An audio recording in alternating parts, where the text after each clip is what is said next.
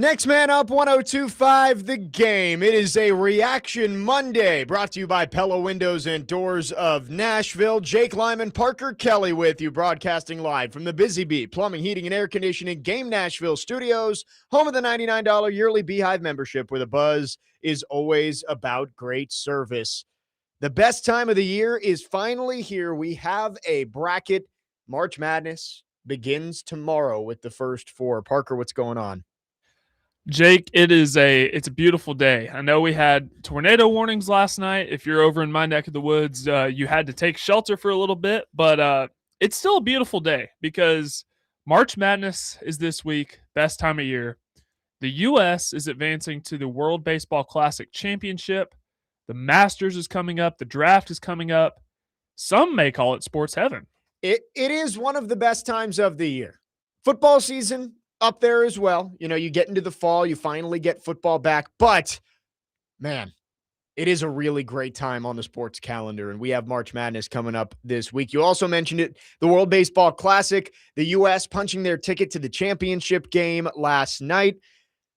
Questionable call, to say the least, on the third strike at the end of the game, but we will take it, and the U.S. beats the Dominican Republic 2-1. They'll take on the winner of Italy and Venezuela. We'll talk about that later on in the show, but we did get some great basketball here in Nashville this weekend in the SEC tournament. Vanderbilt coming up just short of winning their third SEC tournament title. What a weekend overall. I mean, we got kind of everything you could want in the SEC tournament. You got a big upset. Vanderbilt beating the kind of the foregone conclusion of who was going to win it in Florida. Everybody looked at it and said, is it the Gators or is it the field? Vanderbilt able to upset Florida on Saturday. You also had a Cinderella almost make their way to the championship game. Ole Miss falling just short of a fourth win in 4 days. And then Arkansas and Vanderbilt. What a game yesterday. Just overall, I mean, especially the final few minutes of that first half, the shot making between Darius Acuff and Duke Miles, and Tyler Nickel was getting hot. It was a phenomenal basketball game. Arkansas shot 65% from three and ended up pulling away. But overall, great weekend of SEC hoops here in Nashville. Yeah, I was absolutely fascinated by the Ole Miss run because I watched them play in the first game or the first game of the second session on Wednesday, and Malik Dia, who local Nashvillians will know, played his college ball at Vanderbilt and Belmont before going to Ole Miss. I thought he was absolutely incredible this tournament, and he really elevated Ole Miss's play, and they were this close to going to the championship and becoming a bid stealer in the NCAA tournament. So that's always fun when you have a Cinderella. And then Arkansas and Vanderbilt, I was watching that first half, and it's just like both teams were just throwing haymakers, just shot after shot after shot. And it really could not been a more entertaining first half. Darius Acuff, I've watched him a little bit this year, but I sat down, I watched every second of that game yesterday, and I heard Joe Rexrode say it on Robbie Rexrode this morning. How is he not being talked about among the top? That's what I'm thinking. DeBonsa and Peterson and Boozer. Darius Acuff was ridiculous this weekend in Nashville, especially yesterday. Duke Miles looked like he was trying to take over that game. He was making steals. He had the one behind the back move that he got to the rim. One of the craziest plays I think I've seen all season long. But Darius Acuff just kept punching back. You were right. They were throwing haymakers at the end of the first half. And it was 74-72 late in that game with about 3 minutes to go. And for Arkansas, their secondary players got hot. Trevon Brazil hit 4 threes yesterday. Like, he's not typically a three-point shooter like that, but he was making plays at the rim. He was stepping out and hitting long-range shots. Arkansas played the better game yesterday. And for Vanderbilt, there's not much else you can say other than that's a team that got hot. They played great basketball. They ended up winning. But Vanderbilt, really strong showing this weekend. You show that you can beat the elite teams in the sport by beating Florida, not just beating Florida, dominating Florida on Saturday. I think that's a big momentum booster for this team that had kind of scuffled heading down the stretch into the SEC tournament. To get that win against Florida, even though, of course, you would have loved to win the championship yesterday against Arkansas, beating Florida, especially when you look at their draw and see that that could be their matchup in the Sweet 16 if they get there, that you have the ability to beat those top teams in the sport and could make a run. Right? It gives them that confidence. It gives them that swagger that they had when they were 16-0. They started the season 16-0, and they looked like the best team in the SEC. So if that happens to play out that way, where you get Arkansas in that second weekend in the Sweet 16, you were toe for toe with them, toe to toe in that SEC championship game. So you can beat Arkansas. Now, I think that should give them a lot of confidence. And Duke Miles was incredible. Tyler Tanner, of course, was incredible. I thought Jalen Washington was able to contribute a lot off the bench. Chandler Bing, I think he has a really, really bright future at Vanderbilt. Yeah. Broke the rim on that dunk versus Florida in the semifinals. Unbelievable. I was driving down to Murfreesboro for some of the state championship games on Saturday, and I was listening and heard Kevin Ingram and Tim Thompson talking about that. They're checking to make sure he didn't break the rim. I thought he did. They said something fell off. And Chandler Bing, you look at the youth on this team, and there's a chance that Tyler Tanner ends up being an NBA draft pick. So you don't know how long you're going to have Tyler Tanner. You have some experience that's going to graduate this year.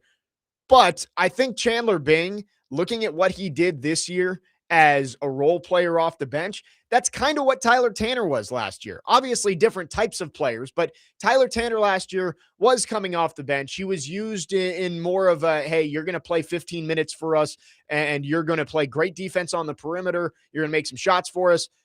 But he wasn't the star last year. He stepped up into that role this year and was first team all SEC. I don't know if Chandler Bing's going to make the same jump, but it's been great to see him become a true piece of that rotation down the stretch and a piece that Mark Byington can continue to use down the road. We know Byington loves to shuffle in more transfers, and I'm sure he's going to bring in a ton more from the portal this year. But Bing, I think, gives you one of those cornerstone guys that you can build around for the next couple of years. I remember going to the Alabama game when Vanderbilt hosted them. I believe it was in January, and I was watching Chandler Bing, coming off the bench, and I'm thinking to myself, like, this dude doesn't seem ready yet. Why is Mark Byington playing him so much? Yeah. And then he just kept playing him and kept playing him and kept playing him. And then you see this progression. I don't know if he has the offensive ceiling that Tyler Tanner will have, but defensively, he's been awesome. And then the big plays like, attacking the rim, I thought he's been great at too, providing a spark. I think he will continue to develop because he has this year, but the offensive ceiling I don't think is as high as Tyler Tanner's, but we'll see.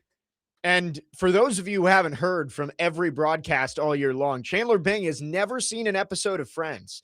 I love it because I would have so much fun just coming up with Friends references to make on the air. And I hope Kevin Ingram is doing the same. I haven't heard any. Alyssa Lang did that on the broadcast. Alyssa Lang did that. Could he be having any more fun? I would have. Yesterday, he was wide open down the floor. Like they just lost him. And I wanted, could he be any more open? If he throws down a dunk, when he throws down a dunk, just randomly, like he's a transponster. That's great. Transponster. He's a transponster. Reese Davis used Miss Chenamler Bong before, but great stuff always. And I love that he has never seen an episode of the show. And honestly, at this point, just keep it that way. Right. The way you're playing, right. Just keep it that way. Yeah, there you go. 8979. I think Chandler Bing needs to work on his pivot. That's great. Yeah.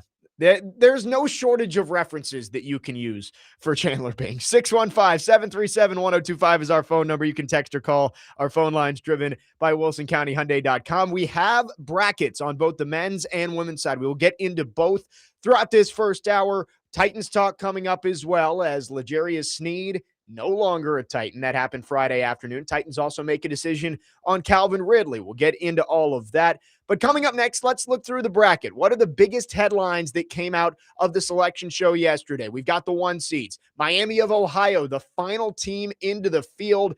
Duke, the number 1 overall seed, maybe got the toughest draw of any of the 1 seeds. We will get into all of it coming up next. Jake Lyman, Parker Kelly with you on your Monday morning. Next man up, 102.5 The Game.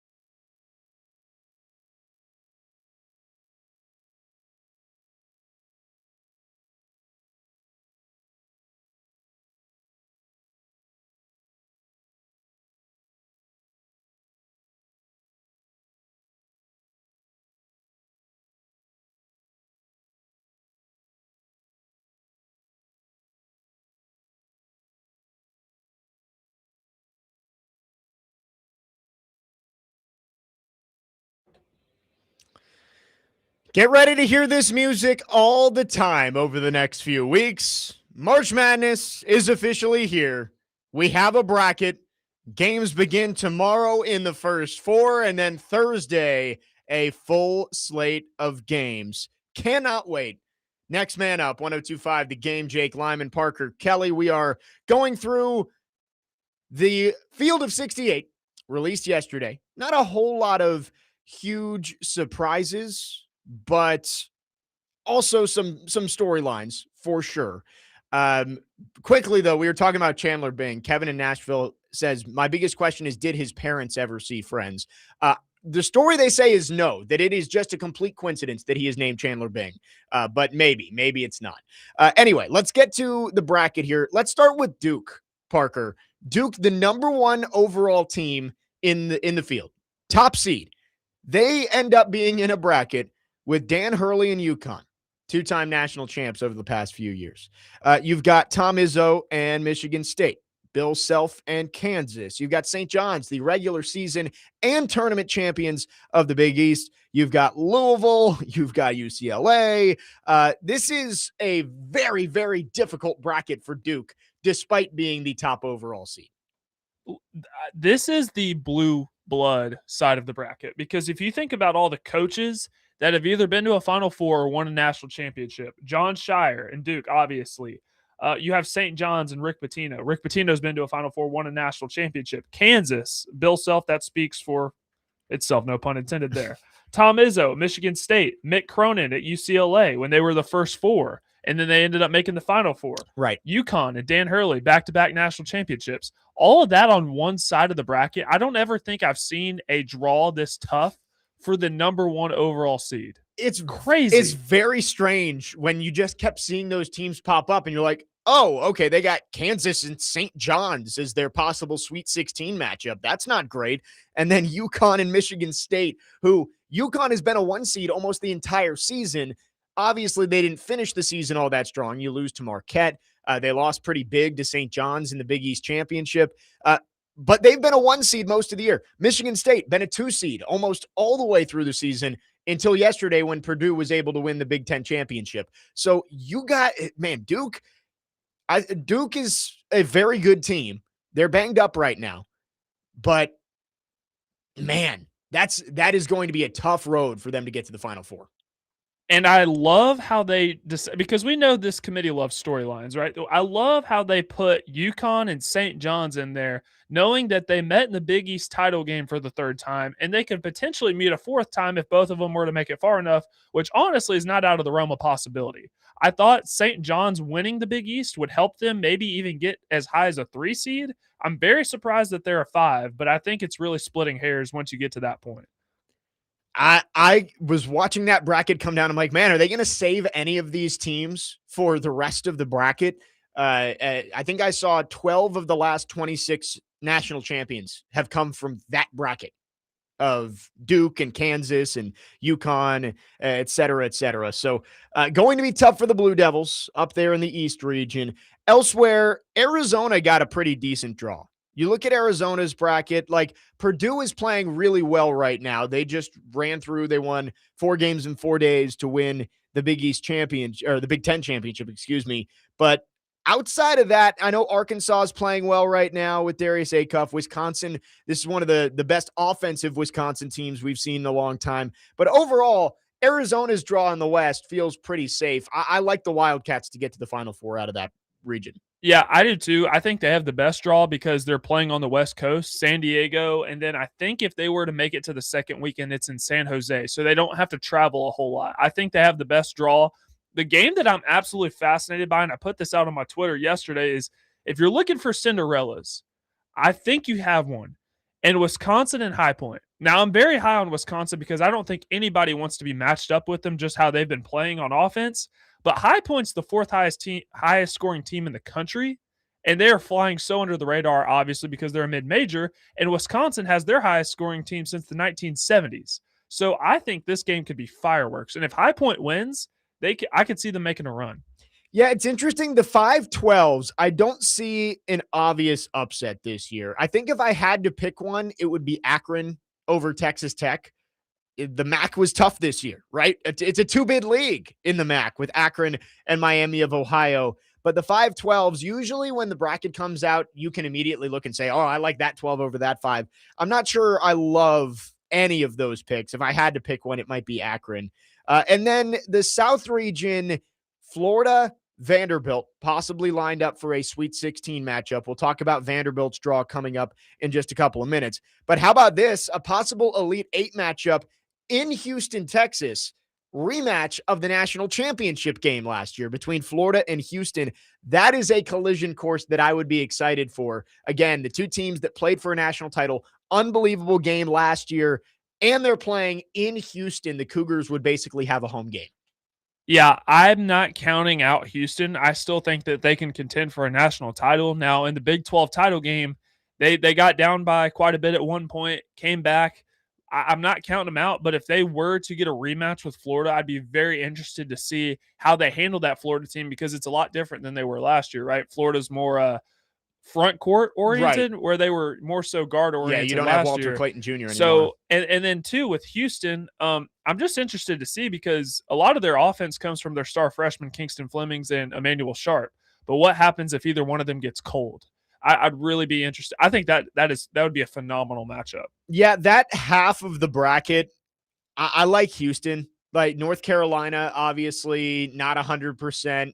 You lose star freshman Caleb Wilson. So they're not going to be 100%. Illinois is an interesting 3 seed. Like they're a good team, and I don't want to act like they're not, but if they get into that Sweet 16 matchup with Houston, I think I'm taking the Cougars. So I like Houston to get to that elite game in Houston. Who's going to be on the other side? We'll get into that when we talk about Vanderbilt's draw. And then the Midwest region, Michigan is the 1 seed despite losing the Big Ten championship to Purdue yesterday. And talk about Cinderellas. We got our local Cinderella, Tennessee State. They are the 15 seed playing Iowa State. What do you think, Parker? Any chance for the Tigers to pull off the upset there?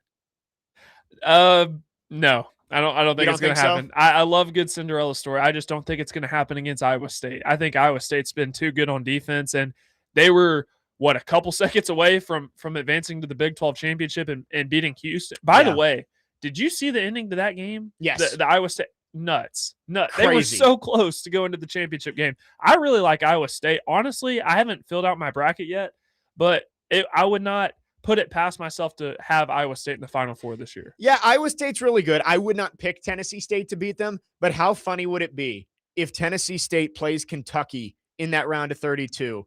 Kentucky just, it was all with Coach Cal for the most part, but Kentucky loves losing to double-digit seeds. If Tennessee State made the Sweet 16, it could happen against Big Blue Nation. Quickly to the bubble.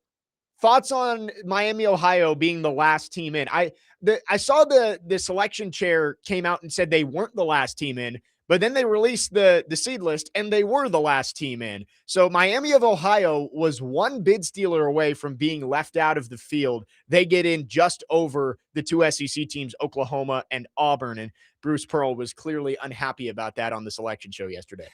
Yeah, and you got to think, too, what this would have meant if, for example, Ole Miss were to win the SEC championship, or even like in the A-10, you have a Dayton beating VCU. Now, Keith Gill said yesterday that VCU would not have been in the field if they were. Crazy. Which I was pretty surprised by, actually.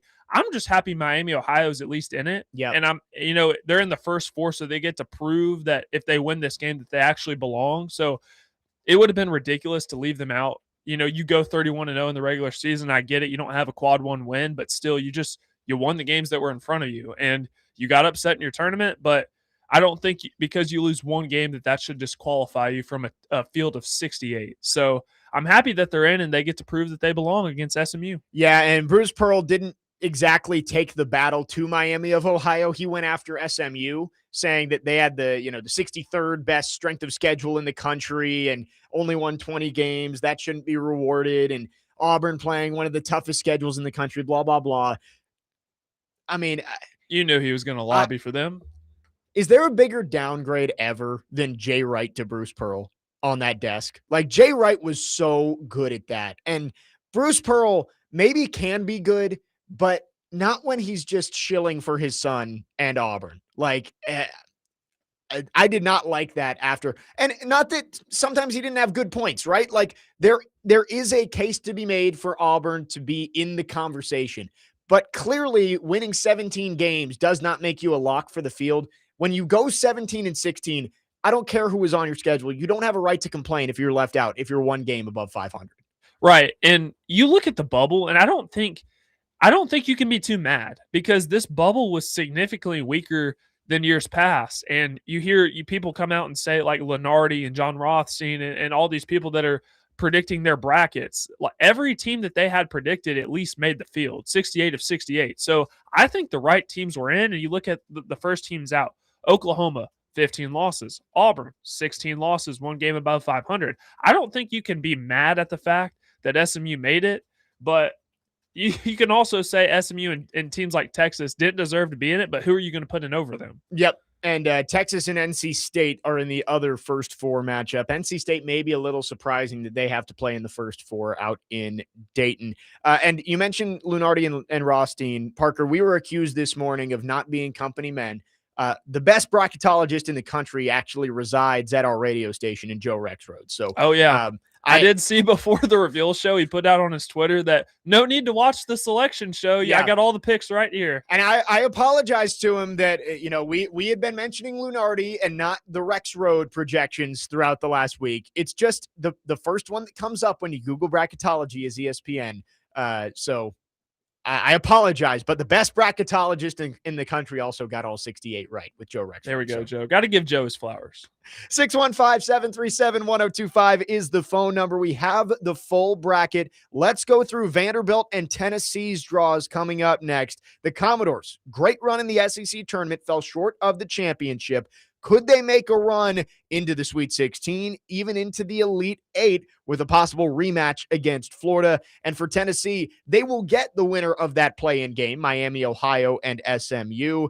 And then maybe my worst nightmare of a matchup in the round of 32. We'll get into all of that coming up next. Jake Lyman, Parker Kelly reacting to the men's NCAA tournament bracket released yesterday. We'll talk the women's bracket as well before the hour is up and get into the Titans and their roster moves over the weekend. Jake Lyman, Parker Kelly, next man up, 102.5 The Game.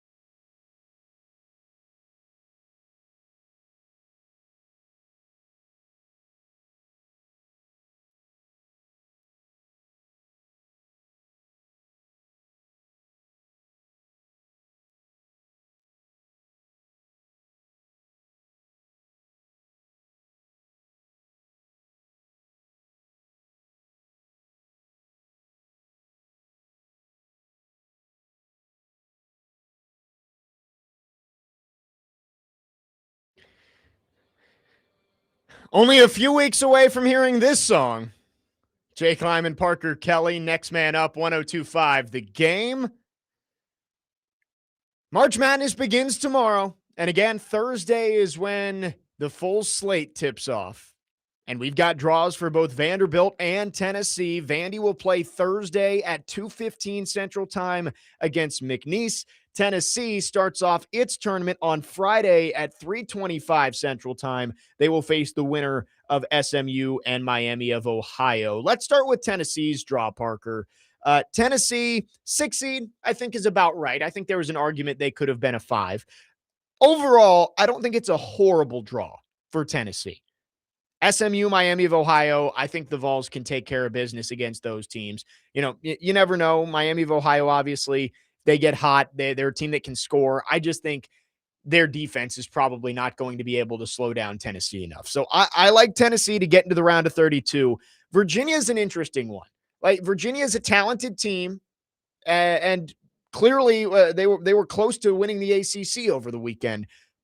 I don't know if that's a foregone conclusion, though. Like, I could see Tennessee getting through into the Sweet 16 and getting to Chicago.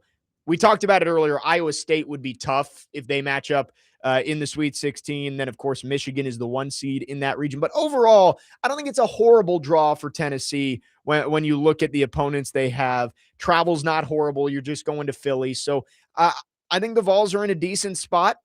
That game against Virginia, again, my worst nightmare of a matchup. I mean, the Wahoos and the Vols, but I think that'll be one of the better games of that round with those two teams.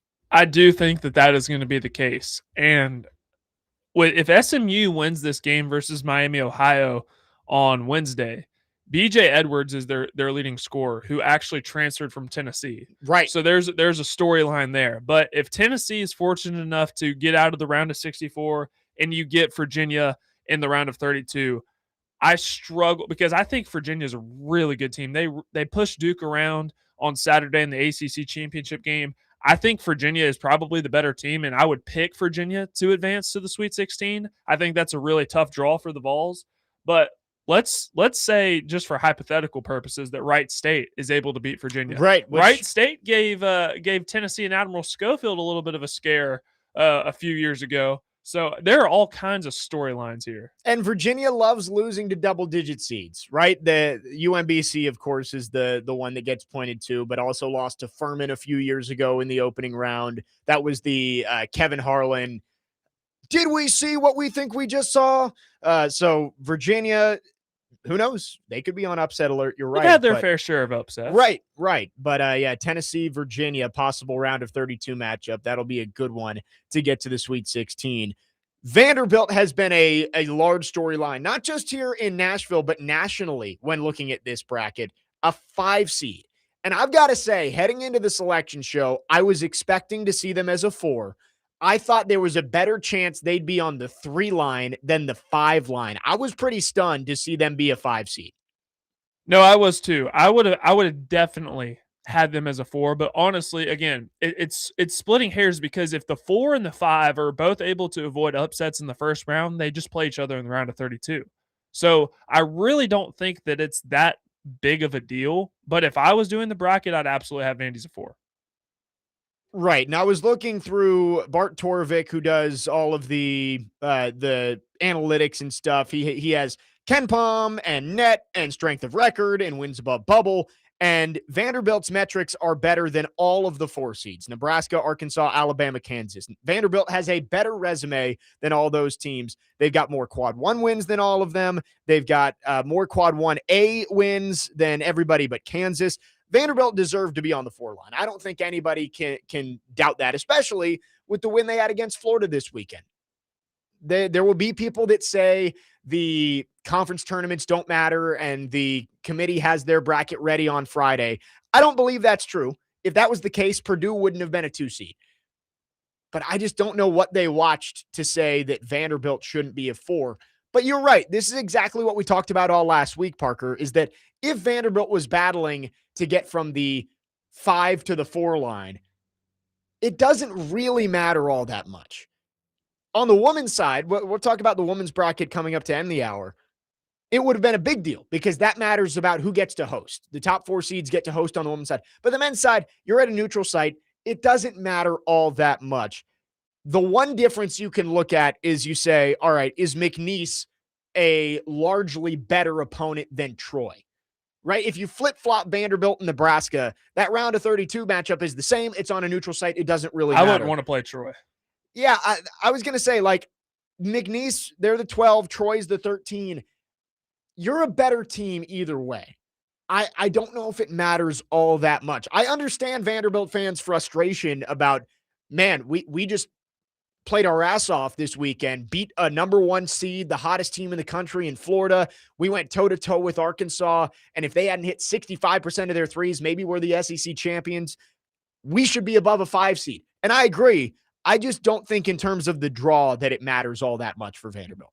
I think Troy can be another one of those potential Cinderellas that we're talking about. But Vanderbilt, I think it's I don't get the outrage. I really don't, because you win your game, you're going to play Nebraska in the round of 32 if they're fortunate to avoid the upset. So I think Vanderbilt, honestly, you think about where the two teams are at right now, Nebraska's really been struggling in the back half, really. So, and Vanderbilt's starting to peak up again at the right time after struggling a little bit to start conference play. You get Nebraska in the round of 32, I feel very confident about your chances. Right. I would argue this. And again, I want to say I understand Vanderbilt fans' frustration because it does feel like you were snubbed off of the 4 line. I did not think that Vandy was going to be a 5, but I believe Kansas was the lowest 4 seed. Am I correct there? I believe that's true. Let me check. We can check the seed list. But would you rather trade places and be in Kansas's bracket, where Kansas might have to play St. John's, the Big East champ, in the round of 32, and then maybe Duke in the Sweet 16? I think I'd much rather be where Vanderbilt is right now, go McNeese, Nebraska, and then Florida, a team that you just bullied literally 2 days ago. So I kind of like Vanderbilt's draw in this region rather than where they would have been if they were that last 4, which I believe was Kansas. Okay, again, like I said, I would have had them as a 4. But the fact that they're the first 5 and where they are, I think their draw is a lot better than if they were in a 4 and on another side of the bracket. So Right. you may have thinking that you got screwed, and maybe you did, but at least you have a favorable draw. Yeah, that's exactly what I would say, is that the number next to your name, you're probably not happy with it. But I believe Mark Byington even said in his post-selection show comments, he said, I told him to ignore the number next to our name. It's all about the matchup, and we're playing a good team no matter who it is. When you get into this tournament, you're not playing bad teams. Obviously, yes, a 16 seed is going to be a team that 1 seed should easily beat. But all these teams are in this bracket for a reason. And you're not going to get an easy draw. But I think for Vanderbilt, you look at the way things matched up, I think Vandy has a pretty good path to get to the Sweet 16. And then you play Florida, which, again, you beat comfortably 2 days ago. Easier said than done to do it again. But Parker, I think you look at the 2 games those teams have played, and you can say that Vanderbilt can surely play with the Gators on a neutral floor if they get there in Houston, and Vanderbilt will have a chance to play for their spot in the Elite 8 against a team that they've already got proof of concept that they can go beat. And if you were to tell a Vanderbilt fan that at the beginning of the year, they'd absolutely take it. It really does not matter. As long as you're in the dance, being a 4 or 5, it's splitting atoms, splitting hairs, Right. whatever you want to call it. So you got a favorable draw. Be happy about it, because if you play Nebraska in the round of 32, Nebraska's never won an NCAA tournament. Yeah, now they have. There's plenty of pressure on them already just to beat Troy and get that monkey off their back. You Right. get them in the round of 32. I'm picking Vanderbilt. Nebraska, the only Power 4 team to never win an NCAA tournament game. They will have their chance against 13 seed Troy. Vanderbilt takes on 12 seed McNeese. That is a Thursday tip, 2:15 Central Time. And again, Tennessee starts its tournament Friday at 3:25 against either SMU or Miami of Ohio. 615-737-1025. Let's talk the women's bracket on the other side. Vanderbilt, a 2 seed playing at home. Tennessee, as I kind of predicted last week, Parker, a little bit lower than everyone expected them to be, a 10 seed and a rematch against NC State. We'll get into their draws coming up next. Jake Lyman, Parker Kelly, next man up, 102.5 The Game.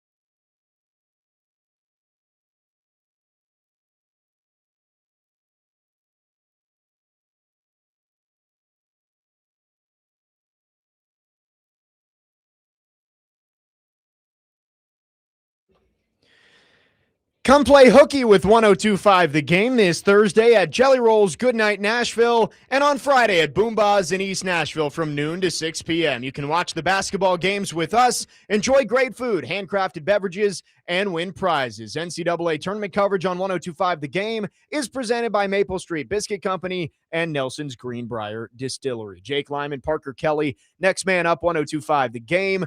Went through the men's bracket. Vanderbilt taking on McNeese Thursday afternoon. Tennessee will face the winner of SMU and Miami of Ohio on Friday. But on the women's side, we've got a little bit different draw for both these teams. Vanderbilt will play at home as a 2 seed, taking on High Point, 6 o'clock on Saturday evening. I'll have your pregame coverage on 94.9 The Fan at 5:45. Excited for that one. Vanderbilt looking to reach the round of 32, where they would take on the winner of Illinois and Colorado on Monday. Don't have a time for that one quite yet. And I believe if you want to buy tickets to those games, they go on sale in a little over an hour, 11 a.m. Central Time. So make sure you keep an eye on VUCommodores.com. For Tennessee, a little bit strange here, Parker. 10 seed, but they get a rematch of their season opener against NC State. I know it's not a hard and fast rule of you have to avoid season rematches, but I know it's in there that they should avoid rematches from the regular season.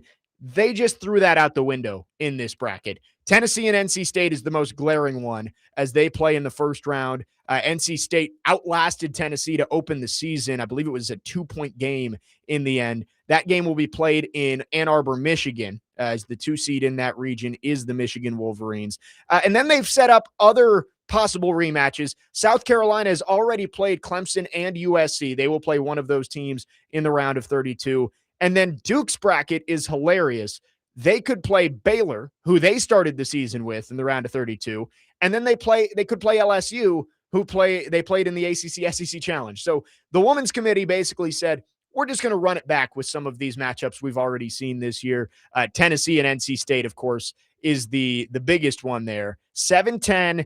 Thoughts on this one, Parker? Tennessee obviously did not finish the season strong, 7 straight losses, but a team they're familiar with. And Tennessee, although they haven't played well, they are talented enough to make a little bit of a run here if they've gotten everything on the same page. Right, that was clear versus Vanderbilt to end the regular season. They're talented enough to compete with a lot of these teams, but again, they're on a 7-game losing streak, and that's not where you want to be heading into the NCAA tournament. I was confused by this because I do remember the Lady Vols playing NC State to kick off the regular season.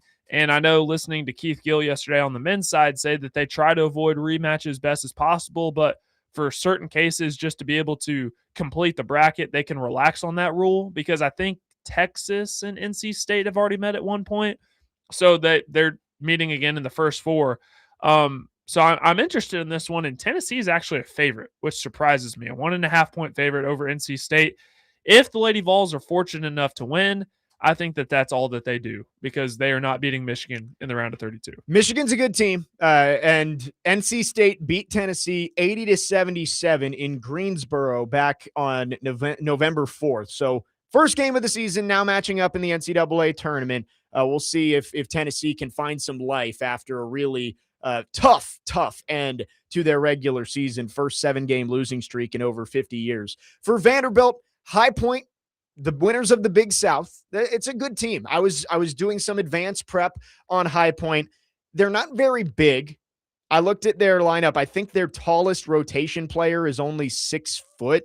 So this is a game that Vanderbilt should be able to control down in the paint. They do have some very talented guards, Macy Spencer, Aaliyah Collins, but when you're matched up with Aubrey Galvin and Michaela Blakes, I would go advantage Vanderbilt there. So I think this is a good matchup for Vanderbilt overall against High Point. A game they're favored by 35. Commodores should be able to win on Saturday evening. That's a 6 p.m. start. And Illinois and Colorado, both good teams on the other side. But overall, I think Vanderbilt avoided one of the tougher draws they could have gotten as a 7 seed. Illinois had a really good season. They've beaten some good teams. Colorado, the same. Colorado, they were able to get some really big wins early on in the year. But I think Vanderbilt more talented than both those teams. And when you could have seen a team like NC State, who was a top 10 team preseason and clearly has talent, I think you avoided that, and that's solid. Notre Dame, another team that has legit talent. Baylor. These are all teams that were top 10, top 15 preseason that disappointed. I would rather play a team that has exceeded expectations in the regular season than maybe one of those sleeping giants that has struggled throughout the year. So I like the draw for Vanderbilt to get to the Sweet 16, but obviously the big storyline that came out of that bracket yesterday is that Vanderbilt is in UConn's bracket, and you can see a collision course for Shea Ralph and her former coach, her former boss at UConn, Gino Auriemma, in the Elite Eight. I'd be excited for it, but I also look at it and say, clearly the committee was looking to make a storyline for the Elite Eight there. Yeah, and so how does it work? Vanderbilt was what, the 6th overall seed, 7th overall seed? Vanderbilt ended up being the 7th overall seed, Okay. which surprised me. I thought they would be the 6th. They put Iowa over Vanderbilt. So if they would have been the 6th seed, which They side still of the would have bracket? been in UConn if they were the 6 or the 7. If Okay. they were the 5, they would have been in UCLA's bracket. Gotcha. Okay. So yeah, no, the NCAA tournament committee, they love storylines. I could see the path definitely for Vanderbilt to get to the Elite Eight. I think in the Sweet 16, what you're thinking, either Notre Dame or Ohio State. Yep. Ohio State's a really good team. Notre Dame still has Hannah Hidalgo. Is that right? Correct. So the path is there. That's not going to be an easy game, but the path is there for them to make the Elite Eight. But getting past UConn, nobody's done it this year. So that is correct, which maybe somebody's due to beat them. And Vanderbilt has proven they can beat elite teams. Not just beat Texas, crush Texas by 16 earlier this year. So UConn may be on a different level, but Vanderbilt has proven they can beat the top teams in the country. As Shea Ralph said yesterday after the selection, you can't look ahead, though. You can't be looking at UConn because you could get beat by any of these teams. We talked about it on the men's side. All these teams are here for a reason. You cannot let your focus slip for a minute or your season could be over. So Vanderbilt, High Point, and then Illinois or Colorado. And you mentioned it, Ohio State, Notre Dame, the likely opponents in the Sweet 16 if Vanderbilt's to get there. How about some elite guard play between those two teams? Vanderbilt, of course, Michaela Blakes and Aubrey Galvin. You mentioned Hannah Hidalgo for Notre Dame.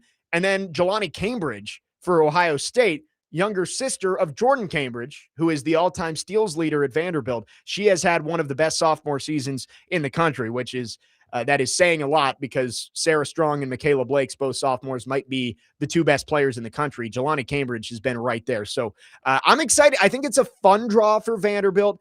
I think it's a draw that you look at and you say, yeah, they probably have a good path to get to the Elite Eight.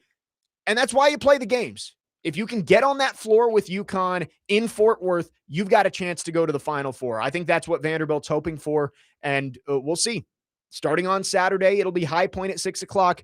Then Monday against either Illinois or Colorado if Vanderbilt's able to win.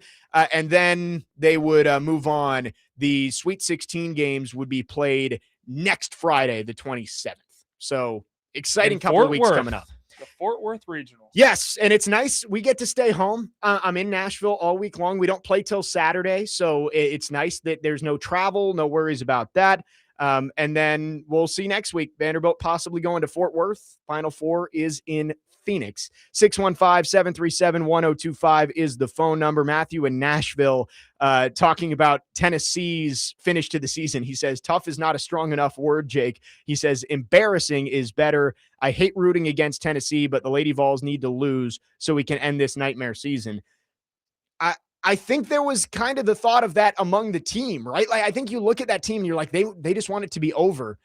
Maybe the last week and a half, they've been able to have that come to Jesus moment and kind of sort out their issues. I don't know. We'll see what happens on the floor. They play Friday evening. So Tennessee fans, you have a nice little double header coming up on Friday night. 3:25 tip, Tennessee men taking on SMU or Miami of Ohio. You'll get a nice little hour-long break there. And then the Tennessee women take on NC State at 7. Matthew in Nashville says Ohio State or Notre Dame would be a tough matchup in the Sweet 16 for Vanderbilt. You get to the Sweet 16, there are no bad teams. So you're going to have to play somebody good. I do like the matchup for Vanderbilt with both those squads. You're playing really good players in Hidalgo and Cambridge, and that obviously there are other players on those teams who are solid.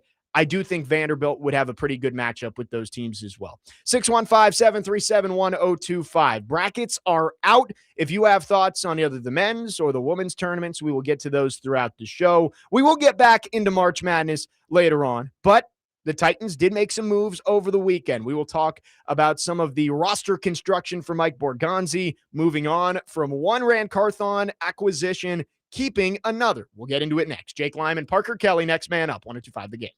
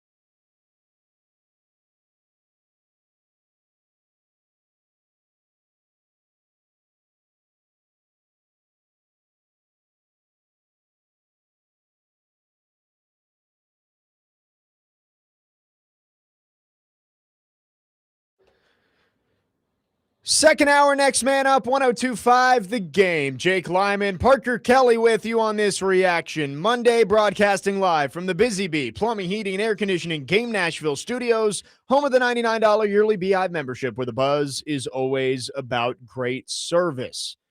Lots of college basketball talk in the first hour as we have brackets for March Madness. We will continue to talk about the NCAA tournament later in the show, but do have some NFL news. And we're going to talk Titans this hour.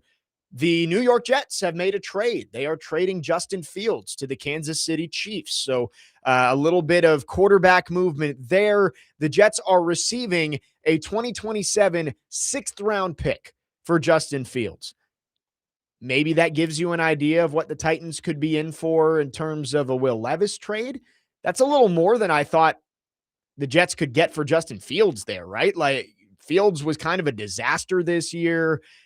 The Chiefs do need a backup because Patrick Mahomes is coming off that torn ACL, probably going to miss a lot of the offseason.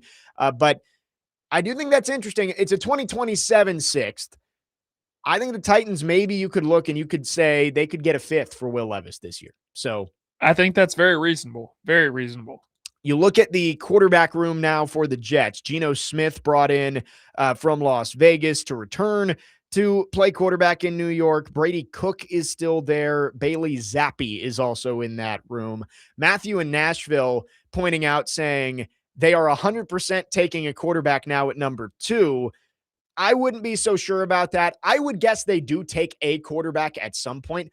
But remember, Matthew, they do have a second first-round pick, and I would guess maybe that's more where Ty Simpson could end up. Not impossible that they take a quarterback at number 2, but I think they may use that on a pass rusher and then find a project quarterback behind Geno Smith later in the draft because, to be honest, I think the Jets are trying to mail this one in and punt their quarterback decision to 2027. So the Jets trade Justin Fields, a 2027 sixth-round pick, coming back in return. Speaking of disasters, L'Jarius Sneed has been released after 2 seasons of his 4-year, $76 million contract. He has been cut, and the Titans have moved on from one of the worst decisions that we've seen in a while. And Parker, it's funny, when I was getting ready for the show, I almost wanted to ask the question to everybody out there, like, is this one of the worst player acquisitions the Titans have made?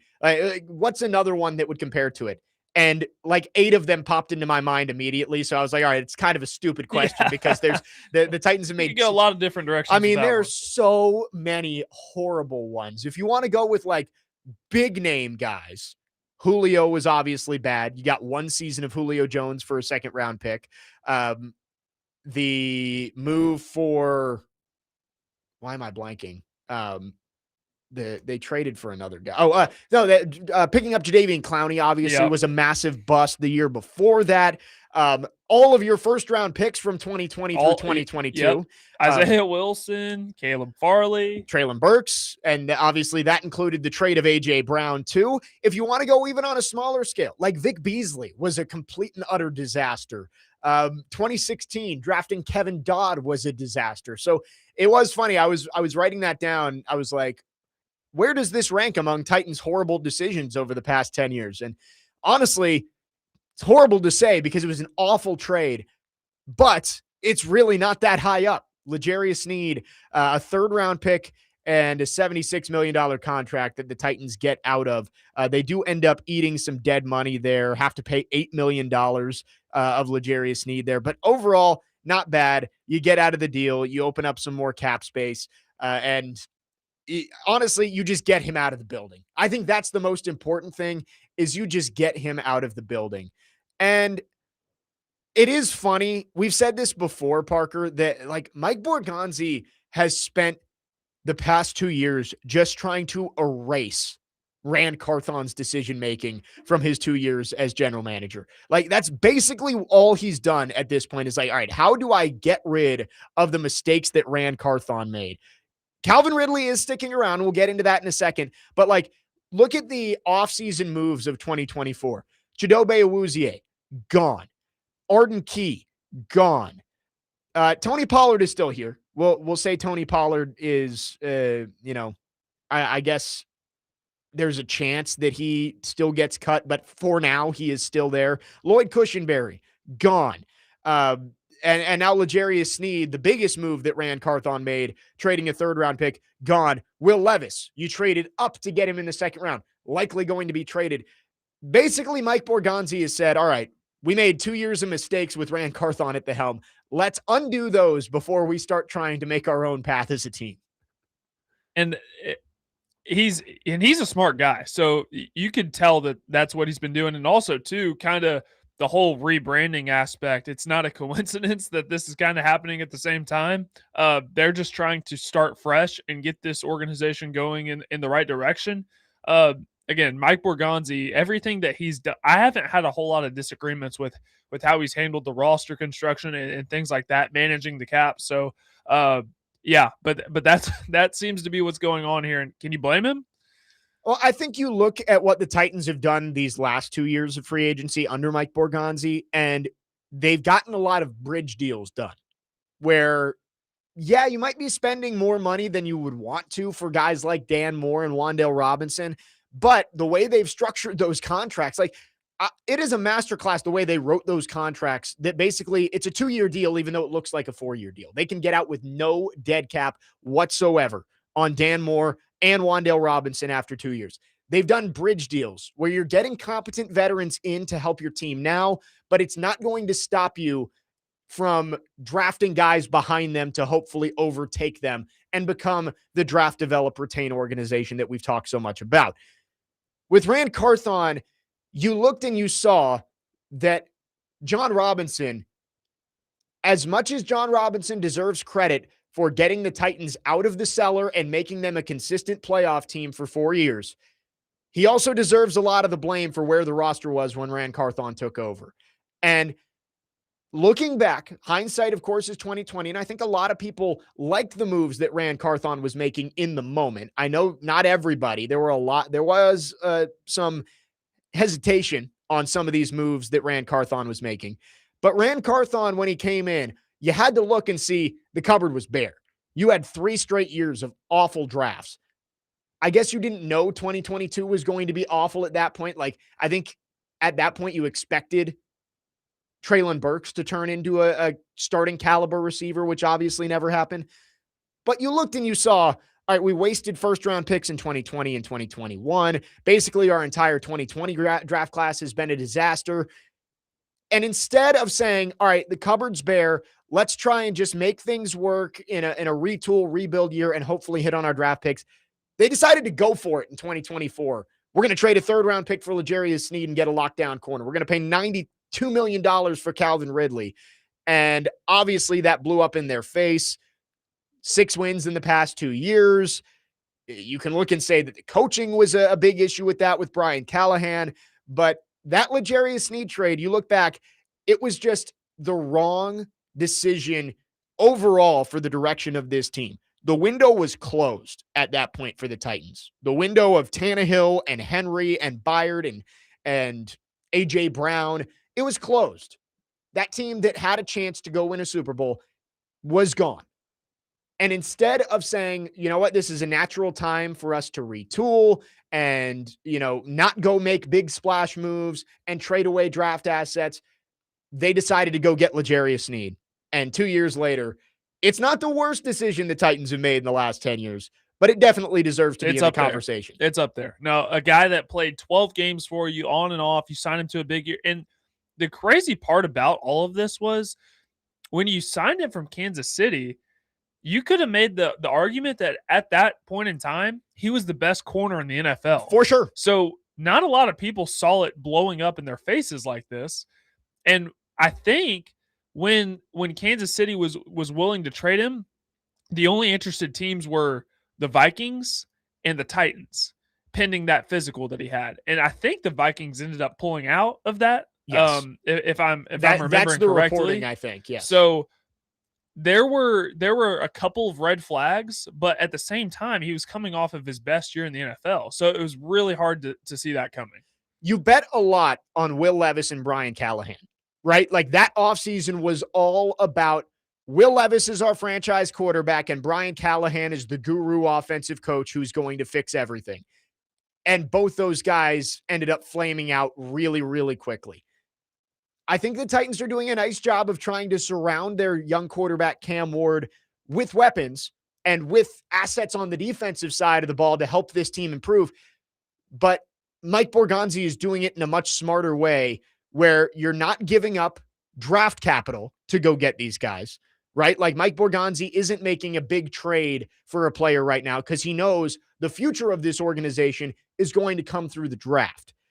And the free agent contracts he's handing out, yes, there's some big money, but it's being done smartly where you aren't tied to these guys for so long that when you do have guys you want to retain and sign to extensions, you're going to have the cap flexibility to do that. So I think that Mike Borgonzi is building this thing in a smarter way, getting rid of L'Jarius Sneed. It was a long time coming. And I think Titans fans are thrilled about this. Yep. There's not going to be a complaint. There's not going to be a single complaint among the Titans fan base for doing this. Chip from Mount Juliet says the funny thing was Borgonzi was part of the trade that dumped him to the Titans. That is true. I believe the conversation was that Chad Brinker and Mike Borgonzi were the ones who negotiated that deal. So Mike Borgonzi dumped him in Nashville and ends up being the one to release him. It's funny because maybe he was trying to get rid of him because he saw this coming, right? And he didn't realize that he'd end up being in Nashville a year later. Yes. So now it's his mess to clean up. Yes. He tried to get rid of it, but he just prolonged it. He handed the hot potato off and ended up catching it himself just a year later. L'Jarius Sneed is gone. I think it was Mike Herndon who tweeted it out. It might have been somebody else said the two best days of L'Jarius Sneed's Titans tenure, the day he was traded for and the day he was released. And he is officially gone. L'Jarius Sneed no longer on the Tennessee Titans. 615-737-1025. The Titans made a move with Calvin Ridley as well. He is sticking around. They have restructured his deal. We've not seen numbers on that yet. That's going to be a big part of this is, did he take a pay cut? How much of a pay cut did he take? That's going to be a big part of this. But Calvin Ridley is sticking around. We'll give our thoughts on that coming up next. Jake Lyman, Parker Kelly with you on this Monday morning. 615-737-1025 is our phone number. Our phone and text lines driven by WilsonCountyHyundai.com. Next man up here on 1025 The Game.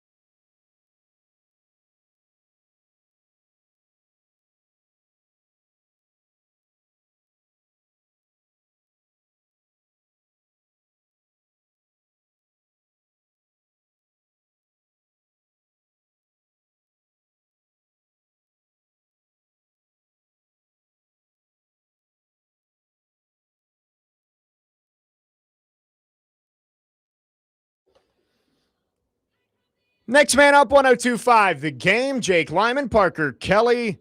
Titans made moves over the weekend. L'Jarius Sneed released on Friday.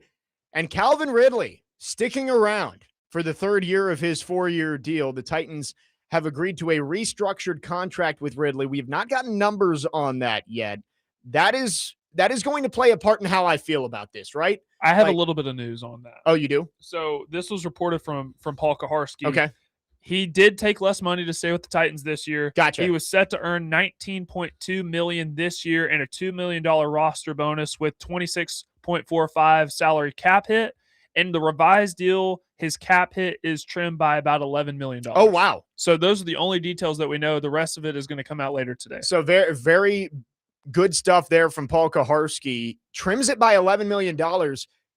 They could have saved 13 by cutting him.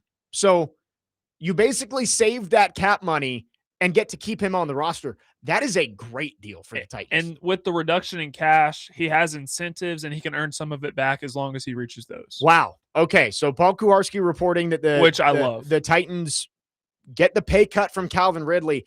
And I know he has not lived up to his contract. He had 1,000 yards 2 years ago, but he has not lived up to what everybody kind of expected him to be, especially this year with Cam Ward.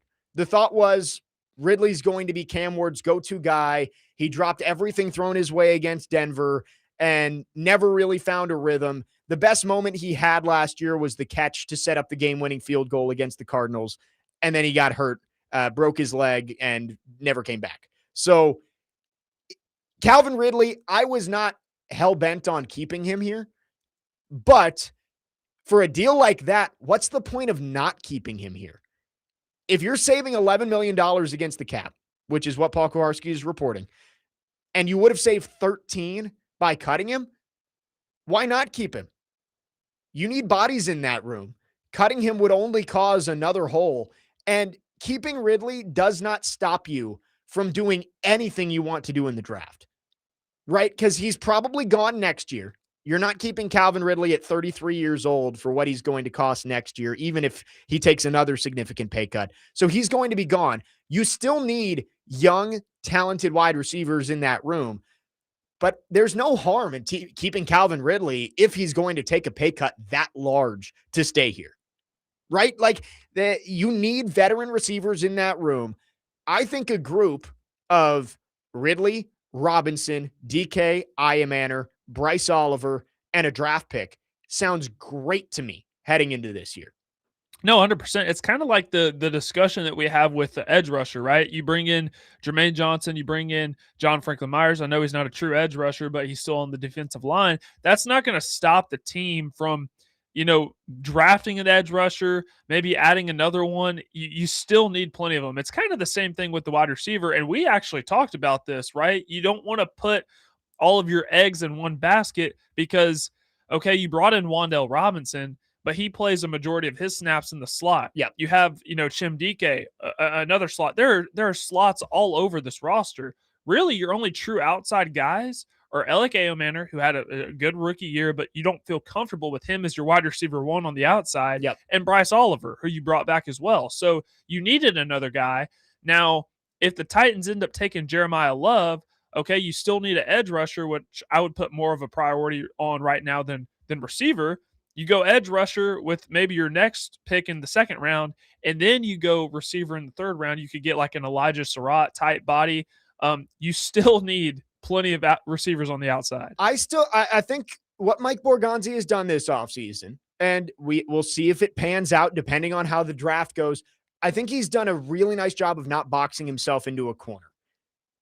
You bring back Ridley on a cheaper deal, and that means you're not desperate for a wide receiver. It's not like, hey, we do not have 3 starting level wide receivers if we don't take one in the first round.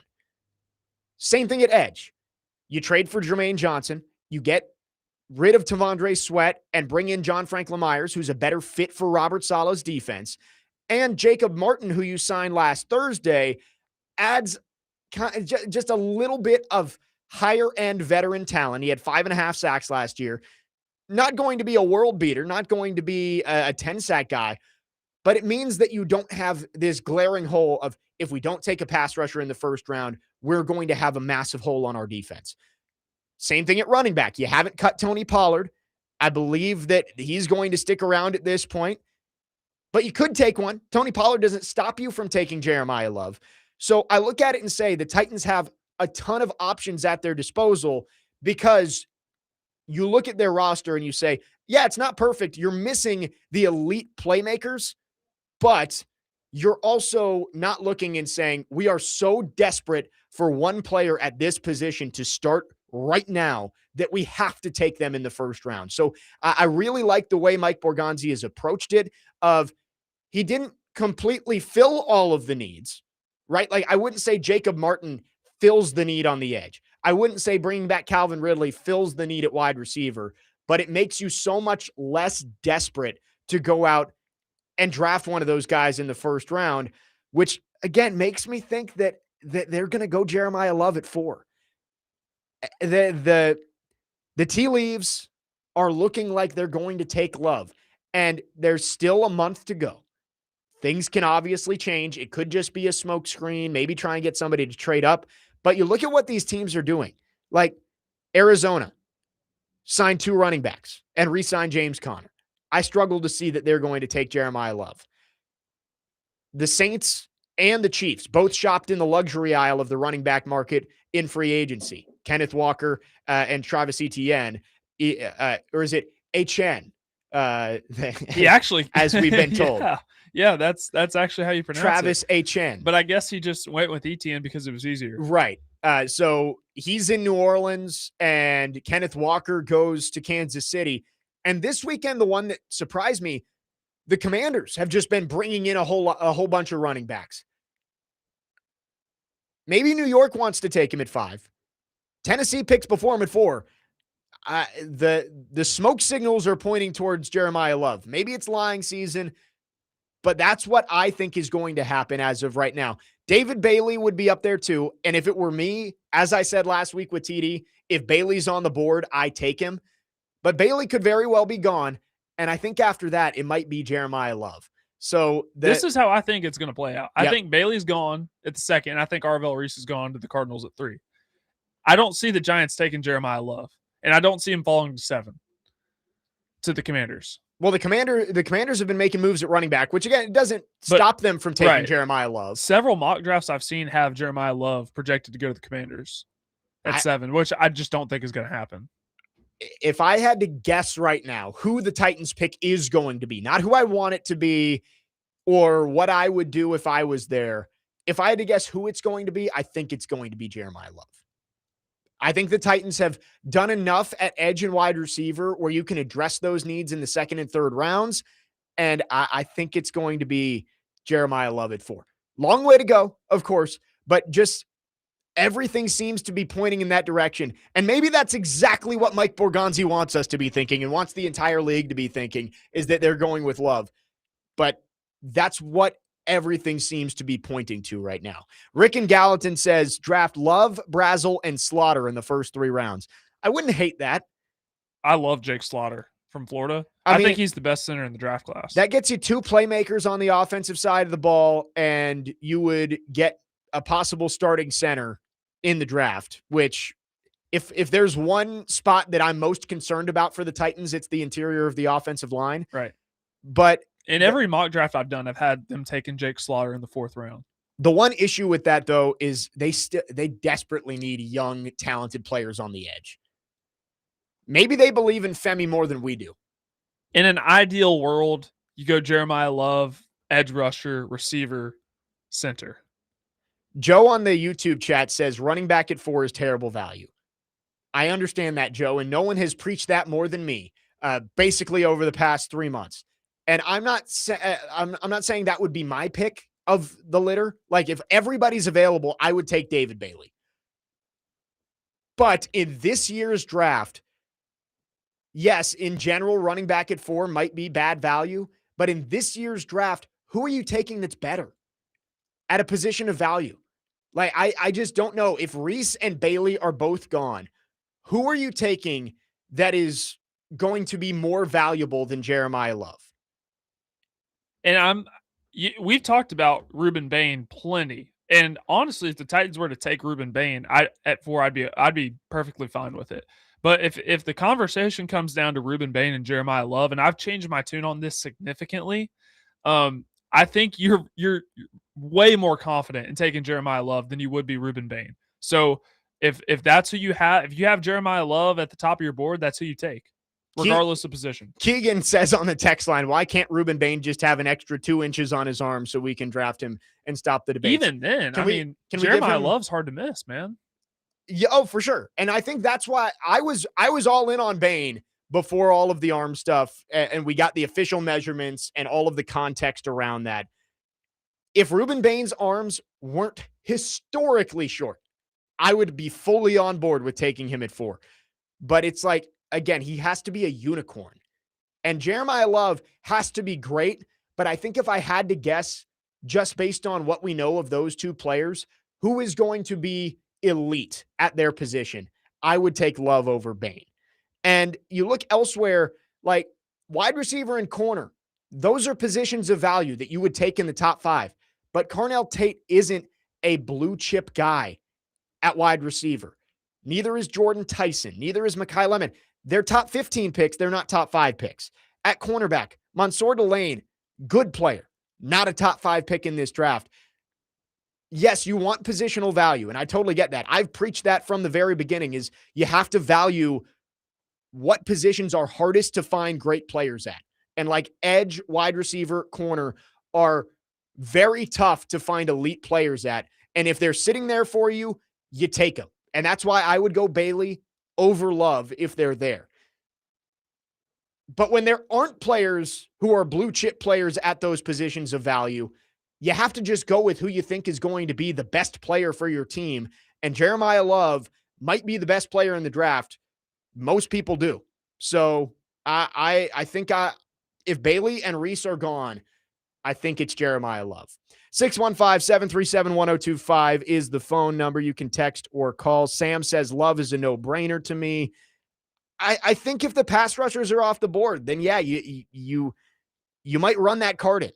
But obviously there's a whole lot that has to happen before this conversation is just going to get so toxic. I feel like when I was at the uniform unveiling on Thursday and Robert Saleh came on the stage and they were talking about the draft, I can't tell you how many fans that were there held up the little, the love thing that Jeremiah Love does when he scores a touchdown with their fingers. I couldn't tell you the amount of people. So it seems like the general consensus wants Jeremiah Love, but there's still a majority of people that, the positional value is terrible.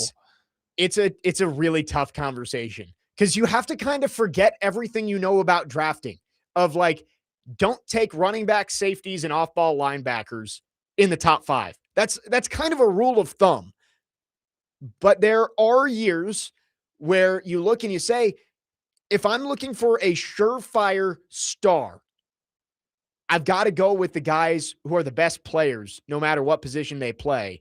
And this year might be one of those years when there are red flags for the players who play at edge, at tackle, at wide receiver, at cornerback, where you typically would spend those top 5 picks. 615-737-1025. Our football offseason coverage brought to you by Tennessee Brewworks. Locally brewed, community-driven. Tennessee Brewworks, the official craft beer of the football offseason coverage on ESPN 1025 The Game. We'll keep talking Titans on the other side. We'll take your thoughts as well. Jake Lyman, Parker Kelly, next man up, 1025 The Game.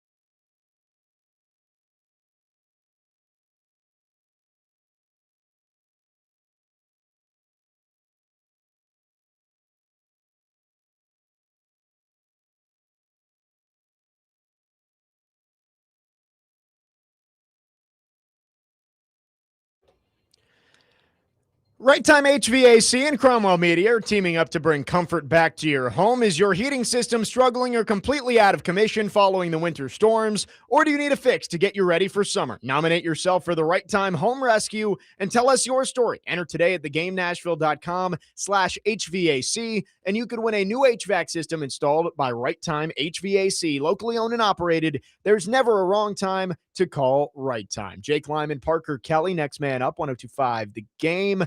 Talking Titans, moves made over the weekend, getting rid of one of the 2024 acquisitions of Rand Carthon and L'Jarius Sneed, and then Calvin Ridley coming back on a pay cut, taking $11 million off his cap hit, which was supposed to be 26.5, dropping him down from the highest cap hit on the team to right around the 7th or 8th, which is great. I mean, I know there are people who wanted him out of the building no matter what. The drops last year were bad. The injuries haven't been great. But you don't need to cut him just to create a hole. And I was 50-50 on whether he would stay. But him being willing to take a pay cut and earn some of that money back through incentives, I think that shows you that Calvin Ridley wants to be here with Cam Ward.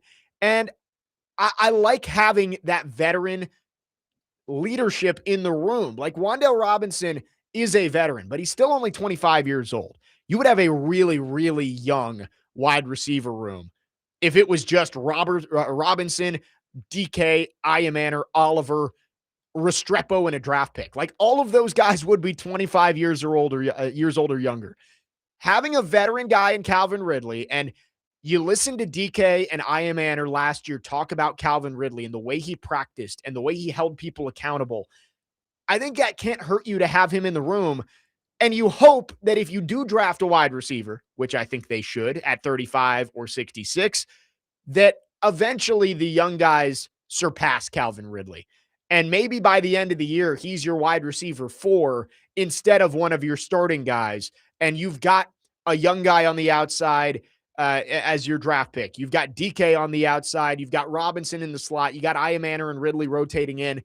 It's not the best wide receiver group in the league, but that is a much better group of weapons for Cam Ward than he previously had, which is you need to upgrade that year after year for your young quarterback. You hope Gunnar Helm takes a step forward. If you do draft Jeremiah Love, that's another weapon.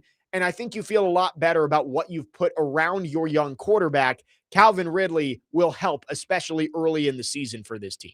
Right. It certainly can't hurt. And before injury, he had a 1,000-yard season, right? And the fact that he was able to teach Alec Eomanor and Jim Dike so much, and he made them want to, because competition brings out the best in people, or at least it should in the elite level athletes. So the competition aspect of getting after each other in practice, that helped kind of spur on some of the younger guys, and they were able to learn so much because the great wide receivers, every release they have off the line of scrimmage looks the same. That's kind of how they want to make it look. And Calvin Ridley was able to help Alec Eomanor with that and Jim Dike with that. So at the very least, you're getting all of that, which cannot hurt. And I think he taught them a lot about how to be a pro too. Just like adjusting to the NFL, he can do the same with whoever you draft. And again, I will bang the table. The Titans still need to draft a wide receiver with one of their first 3 picks. You have neglected wide receiver and edge with the lack of draft picks and the quality of draft picks you've spent there. You need to do it. If you take Jeremiah Love at 4, which again, I'd be fine with, you got to commit the draft capital in the 2nd and 3rd rounds to wide receiver and edge, because those 2 positions desperately need an influx of young talent. Here's a thought, though, from Tommy. He says, I think it would be a huge mistake to not take Sonny Styles. He has the potential to be Fred Warner-esque. And Sonny Styles is a guy that we don't talk enough about. I think he is an elite prospect at linebacker. TD talks about him. He's an athletic freak. And also, he doesn't miss tackles. Like, this is an elite linebacker prospect. Robert Saleh loves his linebackers. Mike Borgonzi clearly has had an ear for the coaching staff on what they want in free agency. We don't know how that's going to work in the draft. I don't think it's off the table that Sonny Styles is the pick. But for me, the way I look at it, I think getting Jeremiah Love for Cam Ward is going to be more valuable to this team than Sonny Styles. Styles is a great prospect, likely going to be a great player in the NFL. But if you're picking a lower value position at number 4, I'd go with the guy who scores touchdowns, who is going to directly help your young quarterback. If you're talking about positional value, and if that's something you're so worried about, then you don't take a linebacker with the 4th overall pick if you're so worried about positional value. Now, Sonny Styles was phenomenal. Didn't have a single missed tackle last year, and maybe he is Fred Warner. I don't know. I wouldn't put it past that. But what if Jeremiah Love turns out to be Jahmyr Gibbs? Imagine how much that can help your rookie quarterback, who is going to be the face of your franchise, right? Or at least you're hoping that he'll be that. Why would you not want to get somebody that could help him and also be one of those can't miss guys? I get it, Sonny Styles may be that, but he's on the defense and he plays linebacker. So if you're so worried about positional value, that makes no sense. Well, and that's what I'm saying is if you're taking positional value off the table, let's say the Titans come on the clock at 4 and Bailey and Reese are gone, and your 3 top guys on the board are Love, Styles, and Downs. 3 guys who don't play at premium positions. They're all blue chip guys at those spots. If you're saying, all right, we're going to take somebody at a non-premium position, I would value the guy who is going to directly impact your quarterback more than a linebacker and a safety. Because again, it's a non-premium position. You can find talented players at linebacker and safety later. I would go get the elite playmaker weapon who can help your young quarterback. Ryan in Florida says, could the Titans get Jawan Jennings for a cheap deal? Maybe. I would doubt it at this point. I think the Titans probably are done adding wide receivers in free agency, at least guys that are locks to make the team, which Jennings would be if they signed him. Not impossible, but I would think maybe they add a couple of back-end roster guys who are going to be working against Oliver and Restrepo for those last couple spots on the roster, and then you're going to draft somebody. But I would say they're probably not shelling out more money in the wide receiver market in free agency. 615-737-1025 is the phone number. We'll take all your thoughts on the Titans. Lots of NFL talk coming up in hour number 3, but did want to quickly get to the Preds before we wrap up the second hour. Tough loss in Edmonton last night. They will finish up their 4-game road trip tomorrow in Winnipeg. We'll talk Smashville on the other side. Jake Lyman, Parker Kelly, next man up. 1025 The Game.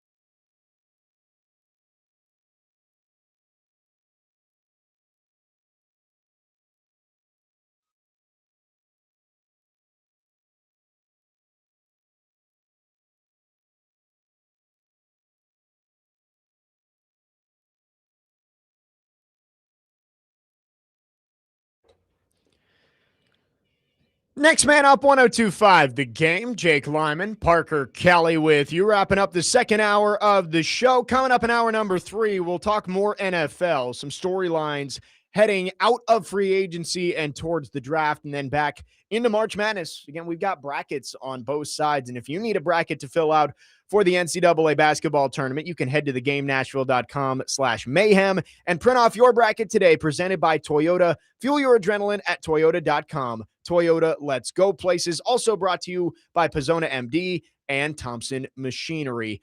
Quickly before we get into all of that, let's talk Preds. Tough loss last night, 3-1 out in Edmonton. Final game of this long West Coast into Canada swing. They'll take on Winnipeg tomorrow night. And Nashville's still in the thick of things, right? You're only 4 points out with 16 games to go. That is not an insurmountable lead for Seattle for that final wild card spot. But there is some more traffic that you have to get through. San Jose sitting 3 points in front of you. LA is 2 points in front of you. And now Winnipeg playing some really good hockey. And it's funny, talking with Max Herz on Friday, I kind of dismissed Winnipeg because at that point they were 4 or 5 points back of the Preds, who were a point or two back of the wild card spot. And I was like, all right, Winnipeg, you're kind of in the rear view. Well, they have moved closer. Only 1 point back of the Predators, 6-2-2 over their last 10. This game tomorrow night, I don't want to call it an elimination game because, of course, there are still 15 games to go. Anything can happen. But that's one of those games, Preds and Jets, your playoff hopes are hanging on by a thread. That is a massive, massive 4-point game tomorrow for the Preds to try and push Winnipeg a little further back. And then you come back home and face Seattle on Thursday. This week is going to tell us one way or the other, right? Like, I think by Friday, now maybe they go 1-1 and you're still kind of there, but it feels make or break over the next week. Winnipeg, Seattle, the team chasing you, the team you're chasing. Can you go get 3 or 4 points and put yourself right back into this conversation? Now, Jake, I would like to preface that I am usually an optimist, but I am going to be a little bit of a pessimist at this moment because the Preds started out this road trip with a much-needed win at Seattle in the first game of this road trip that got them within 1 point of that final wild card spot. Then they have a complete meltdown against the Vancouver Canucks, a game that they really should not have lost. They should have won that game. And then you lose to Edmonton and you're 4 points out. So this keeps happening where they get close enough to make you think that there's life, and then they'll have an unexpected loss and it'll drop them. So this keeps happening. And I'm just going to go back to a phrase that I like to use, right? Poop or get off the pot. You know, what are you going to do? Are you going to finally get hot and get yourself in playoff contention, or are you going to keep playing yourself out? We don't know, but this middling thing that they're doing just makes me think, and I've never really believed that they're going to make the playoffs, but at this point in time, I just don't see it happening. Yeah, you are right. The Preds have been they started the season slow. You had that stretch. You lost 11 of 13. Then you went on the run to put yourself back into the conversation. You got yourself out of the cellar of the NHL. But the last really month and a half, it's just been, okay, they have a good week and you're right back into it. And you're a point out of a wild card spot. Then you have a bad week. You lose 3 out of 4 and you're back to 4 points out. And then you have a good week and you're back in. It's been back and forth. They haven't quite had the bottom fall out yet, but they also have not been able to finally get over the top and get into a playoff position, right? It's always been, oh, they're only 2 points out. They're only 3 points out.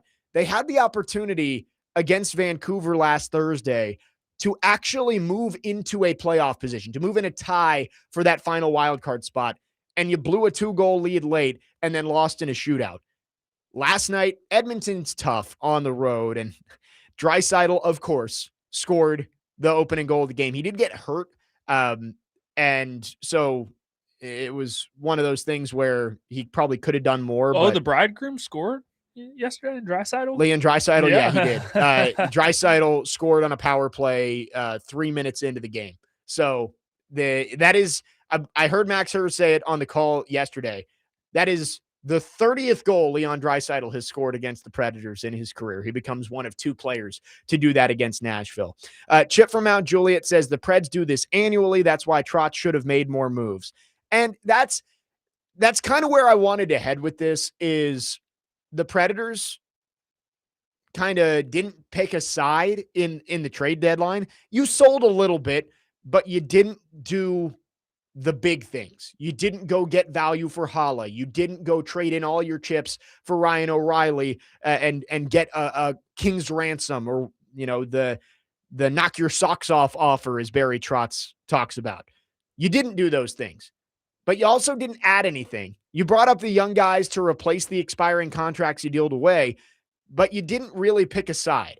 And that's the Preds are playing that way too. It's like you didn't pick a side one way or the other at the trade deadline. And now the team is kind of stuck in the middle where they're good enough not to completely fall out of the wild card race, but you're also not good enough to pass these teams and get in there. There's still opportunities. And I don't want this to sound like I'm giving up on the Predators, because again, you're not completely out of this conversation yet. You're 4 points back of that final wild card spot, and you still have head-to-head games against Seattle coming up on Thursday. You've got 3 head-to-head games against San Jose and 2 against LA. So there are games that you could go win and put yourself back into the conversation. This week feels like it could be make or break. If you go 1-1, we might be having the same conversation with Max on Friday of they're right there. They're not quite there though. But if you win both of these games, I think you feel a lot more confident that this is a team that could be in it down to the final days of the season. You lose both games, I think it might be time to pack it in if you're the Preds. Yeah, it just feels like we had this conversation in December, like, oh, there's no chance. There's no chance that the Predators are going to be in playoff contention. And then they climbed their way in this thing. But it feels like every week we're having the same conversation of like, okay, they're they're right there. It is. What do they have to do? But the same things keep happening. You get a really good win, you pull yourself close, you have a really bad loss and you drop. Like it just keeps happening. It's really funny. I feel like we do have the same conversation every single week of this is an important week for the Preds if they want to stay in the playoff race, and they do just enough to keep you interested. Just when I think I'm out, they pull me back in. Like that's what the Preds have been lately. I need to see them actually go make a run. Like you're not going to have the long, big point streak that got you to the playoffs 2 years ago. There's not enough time for that. But go win 7 of 10 and make this interesting. They've been kind of just middling around 500 for the past month. Go make a run. I know it's easier said than done, but now's the time. You don't have time to ramp up anymore. If this team wants to get into the playoffs, it's go time. And that starts tomorrow night in Winnipeg. Final game of the road trip. Back at home on Thursday against Seattle for what, again, that's another 4-point game. Seattle currently holds that final wild card spot at 71 points. Preds with 67. 615-737-1025 is our phone number. If you would like to join in on the conversation, you can text or call it at 615-737-1025. Our phone line's driven by WilsonCountyHyundai.com. We've got one more hour on this Reaction Monday. We'll talk NFL. We'll talk March Madness. And also the World Baseball Classic. The U.S. has moved on to the final. They will take on the winner of Venezuela and Italy. All of that coming up in the final hour of the show. Jake Lyman, Parker Kelly, next man up, 102.5 The Game.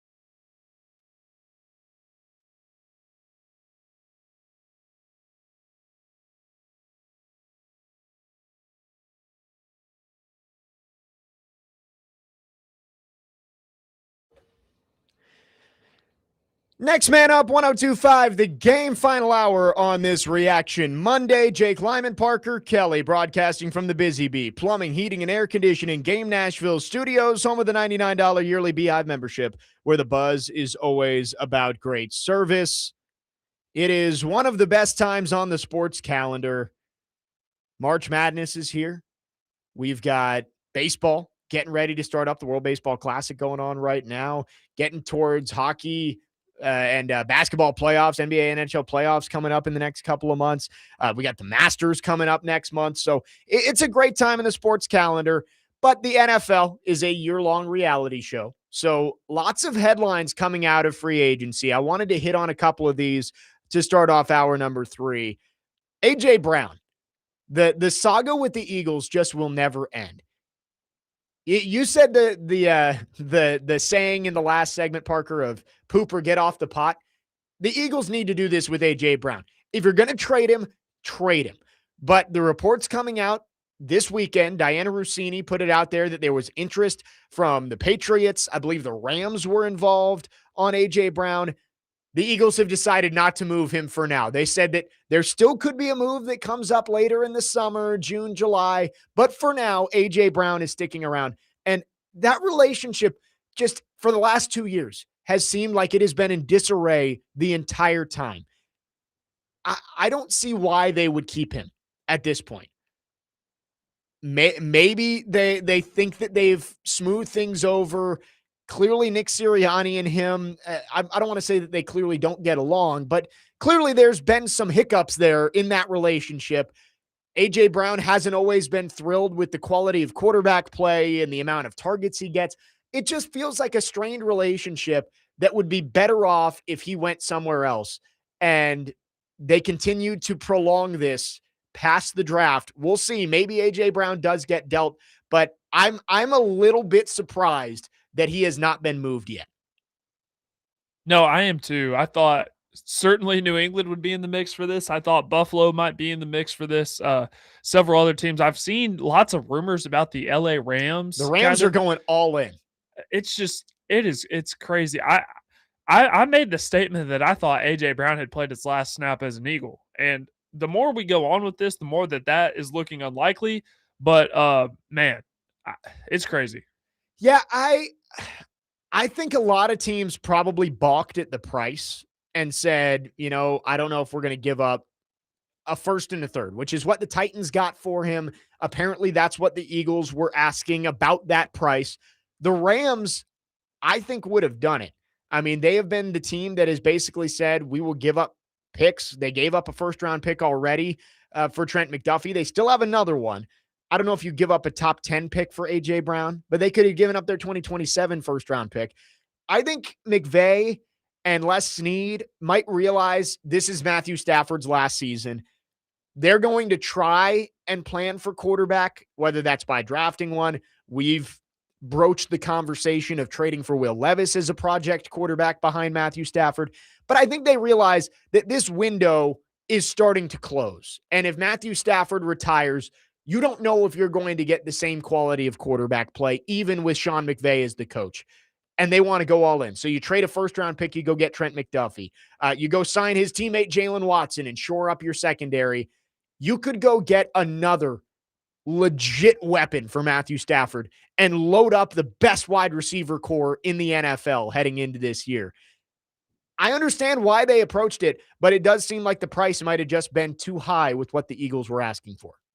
Yeah, but as far as LA too, I mean, Matthew Stafford probably had the best year of his career last year and won MVP for the first time in his career. Will he be able to have a similar season? You're kind of hoping so, because the window, as you said, is certainly closing. And two, from a financial aspect, you think about all the years that they haven't had a first round pick, but yet they've been able to find those diamonds in the rough.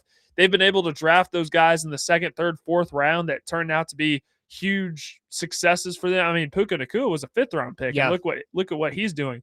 But all of those guys are going to have, the contract extensions at some point. So from a financial aspect, this window is getting smaller and smaller as we go on. And we said the same thing a while back when the Rams went for it a few years ago. when you had Cooper Kupp on the big contract and you went and traded for Jalen Ramsey and you made the trade for Matthew Stafford, they did go all out. And I think the expectation was they're going to crater, and they didn't. They were able to reload through the back end of the draft. I don't know how sustainable that is over a long stretch of time. Like, eventually they are going to have the bottom fall out with how few elite draft picks they've had. They've made one first round pick in 10 years. And he was the defensive rookie of the year, which is hilarious. Jared Verse 2 years ago.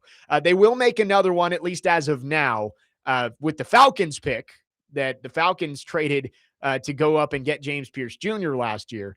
But the Rams, they build their roster in such a different way from everybody else.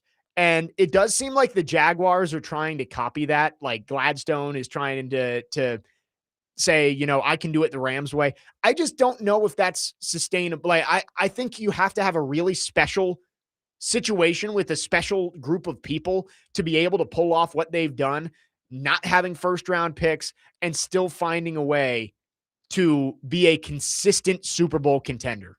So I understand why they went after AJ Brown. I am surprised he hasn't been traded. And again, the reports are he will not be traded until the summer. So AJ Brown sticks around in Philly for just a little bit longer. Dustin from Hopkinsville says Rams need to pick up my Wildcat Levis and actually develop him. That's been our stance all offseason, is that LA would be a perfect place for Will Levis to go and go through that kind of rehabilitation clinic and build into a good quarterback. We've seen it with Shanahan in San Francisco, with Darnold, and now Mac Jones. I think McVay could do the same thing for Will Levis. McVay did it for Baker Mayfield a little bit. I know he wasn't there for that long, but Baker Mayfield got cut by the Panthers, went to the Rams, kind of figured it out, got a chance with the Bucs, and I know he struggled down the stretch last year, but really turned things around. I think Will Levis maybe could benefit from a year or two in LA under Sean McVay. Here's a team that I think maybe is making an imminent move for Will Levis. They just traded away Justin Fields. Mike Borgonzi's already made a couple of trades with the Jets over the past calendar year. Will Levis heading to the Big Apple. I think that's yeah, because that could possible. certainly get his career turned in the right direction. Right. And the Jets, who, again, I think are punting on quarterback until 2027. I think they're okay with going with Geno Smith or Will Levis. Yeah, it may not be Will Levis's ideal situation. Jets not typically known for developing quarterbacks. Going Titans and Jets would be a great start to Will Levis's career. But I think that's a team that could look at it and say, all right, we've got Geno Smith. He's the veteran option. Let's bring in a lottery ticket in Will Levis of let's see if we can get him back to some of the flashes that we saw in his rookie year. And if not, they'll draft somebody in 2027. But I think the Jets could be in on Will Levis as well. 615-737-1025 is the phone number. If you want to text or call, our phone lines are driven by WilsonCountyHyundai.com. When we come back, we'll get into more of the quarterback carousel around the NFL. Atlanta and Minnesota both went out and got some of those castaway quarterbacks, Tua and Kyler. Does that mean the end of J.J. McCarthy and Michael Penix after just 2 years in the league? We'll talk about it coming up next. Jake Lyman, Parker Kelly with you on your Reaction Monday. Next man up, 102.5 The Game.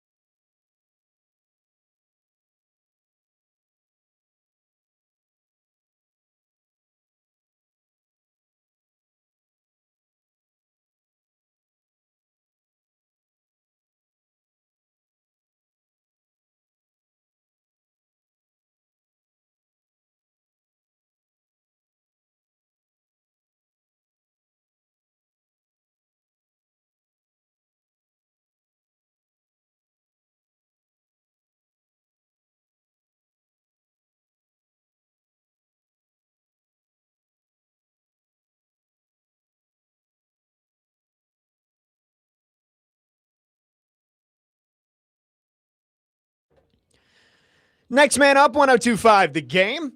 Reaction Monday.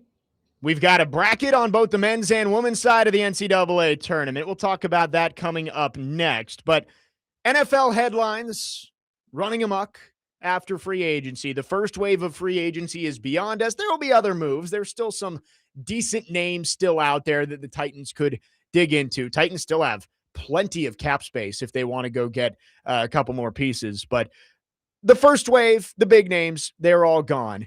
And two of the big quarterback moves that we saw, Kyler Murray and Tua Tagovailoa, two highly drafted, highly paid quarterbacks, moved on from by the Cardinals and the Dolphins, and they go to places where they can compete with young players.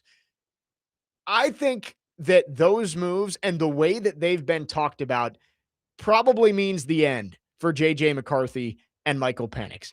And they're going to have their opportunities. They're going to go into camp with a chance to take reps and prove that they deserve to be the guy. But we saw this last year with Daniel Jones and Anthony Richardson already. This movie has played out before.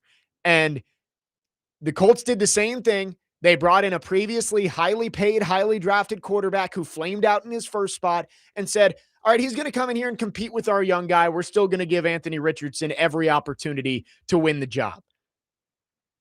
It's tough for those guys who, the way they've played, their confidence probably isn't all that high. And you're going up against these veteran quarterbacks who have done it for much longer than you and been more successful doing it. All of them have played in the playoffs before. They know what they're doing out there. And usually those competitions, if you call it a competition, it means the veteran guy's going to win. And I knew the Murray and McCarthy one was going to be a competition. And I think everybody kind of thought the J.J. McCarthy experiment might be coming to a close in Minnesota. The Penix one kind of surprises me. I thought they were bringing Tua in and we're going to say, yep, Tua's the backup. Penix obviously coming off another knee injury. We're a little worried about his health. But when he's healthy, Michael Penix is the starter. No, the Falcons came out and said, Tua's here to compete with Michael Penix Jr. And in my mind, that means we are ready to move on from Michael Penix Jr. And that is crazy for a team that shocked the world picking him 8th just 2 years ago. Man, what a situation, right? You sign a guy to a 4-year, whatever, $180 million contract, that big deal, and then you draft Michael Penix. Now, to me, this says they're trying to get him going. Same thing with J.J. McCarthy. I expect Kyler Murray to be the starter next year in Minnesota, but that's kind of one of those deals where if it works out for you, Kyler Murray is still relatively young, so that may – and I can't believe we're talking about saving Kevin O'Connell's job because he's done a phenomenal job as the head coach of the Vikings. Yeah. And I don't think should be on the hot seat whatsoever. But you miss drafting a first-round quarterback and you make the decision to move off of Sam Darnold. That's a big decision. It can have some consequences. So if the Kyler Murray thing ends up working out, which I think will, I haven't sold my stock on Kyler Murray. I still think he could be really good in this league, and especially with Kevin O'Connell.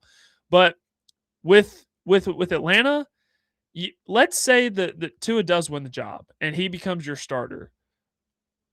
What does that exactly do for you? Because we know what Tua is as a quarterback, right? And he gets to work with Kevin Stefanski, but how does that raise this team's ceiling?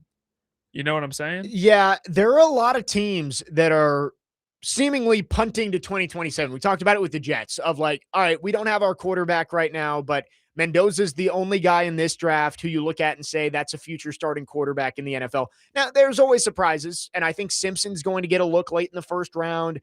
I think Aller will get a look on day 2, maybe Carson Beck, maybe Garrett Nussmeier. Like, there's going to be other quarterbacks drafted, but nobody is tethering their futures to Garrett Nussmeier this year. So a lot of teams, I think, are saying, we don't have a way to get a franchise quarterback this year. Let's just piece it together and see what we can get in 2027. The issue with that is a lot of teams are doing it. Like teams that might need to draft a quarterback next year. The Dolphins, the Jets, the Browns, the Steelers, let's see, AFC West is all good. The Eagles? No. Jalen Hurts is there for at least a little bit. The Vikings, the Falcons, maybe the Panthers, maybe the Buccaneers, um, Arizona, LA, possibly if Stafford retires. So you got 10 teams right there that I just listed off that all probably need to find a young quarterback, and they're all looking ahead to 2027. Spoiler alert, there aren't going to be 10 quarterbacks available next year. So I look at it and say, I wouldn't be surprised if Kyler Murray plays well for the Vikings. I don't think it'll be Sam Darnold well. I don't think it will even be like Daniel Jones well, but maybe well enough that he gets a 2-year deal to kind of stretch things here for the Vikings as they try and figure out their long-term solution at that spot. That's why the Titans, you need Cam Ward to be good. You really need Cam Ward to take a step this year. Cam Ward is going to get a little bit longer of a leash than McCarthy or Penix will. McCarthy and Penix, their first-round picks, 8th and 10th, respectively. But they're also not like you take a guy in the first round, he's getting 2 years to prove he's the guy. They both have gotten 2 years. You don't feel confident they're the guy. I think you take a guy number 1 overall, he's getting 3. Like, they're not going to bring in somebody, barring a complete meltdown from Cam Ward this year. They're not going to bring in somebody and strictly say he's competing with Cam Ward next year. Now, there could be a situation like Marcus's final year as the quarterback, where they bring in a guy who's pretty clearly a safety blanket if Cam Ward struggles early in the season. That could totally happen next year. But Cam Ward, I think, is going to get 3 years to prove he's the guy. He's got to do it because there is such a shortage of quarterback talent that you can get. Even the ones that you think are going to be good haven't been able to sustain it. Like, how much have we talked about CJ Stroud? After his rookie season, everybody was grouping him in with the great quarterbacks of the AFC of, we're going to see divisional round matchups of Mahomes, Stroud, Burrow, Allen for 10 years straight. And to be fair, Stroud has gotten to the divisional round each of his first 3 years, but he doesn't look like the same quarterback. And so the Titans, you hitched your wagon to Cam Ward. You need him to be good. You really, really need him to take a step forward this year because so many teams are looking for a quarterback over the next few years. Again, I just listed off 10 that probably need to draft a quarterback early in the next two seasons. You don't want to join that group because odds are you're not going to be at the top and you might end up being in a similar situation you've been in for the past 5 years where you're taking flyers on 2nd and 3rd round guys trying to figure out if you can find a diamond in the rough. Cam Ward, you drafted him 1st overall. That's the franchise right there. If this team is going to get back to being competitive quickly, it's because Cam Ward takes a step. If this team struggles again next year, it's because Cam Ward struggled. So the quarterback carousel around the NFL, it's a mess right now. And Atlanta and Minnesota, I think, are the 2 biggest cover stories of that right now.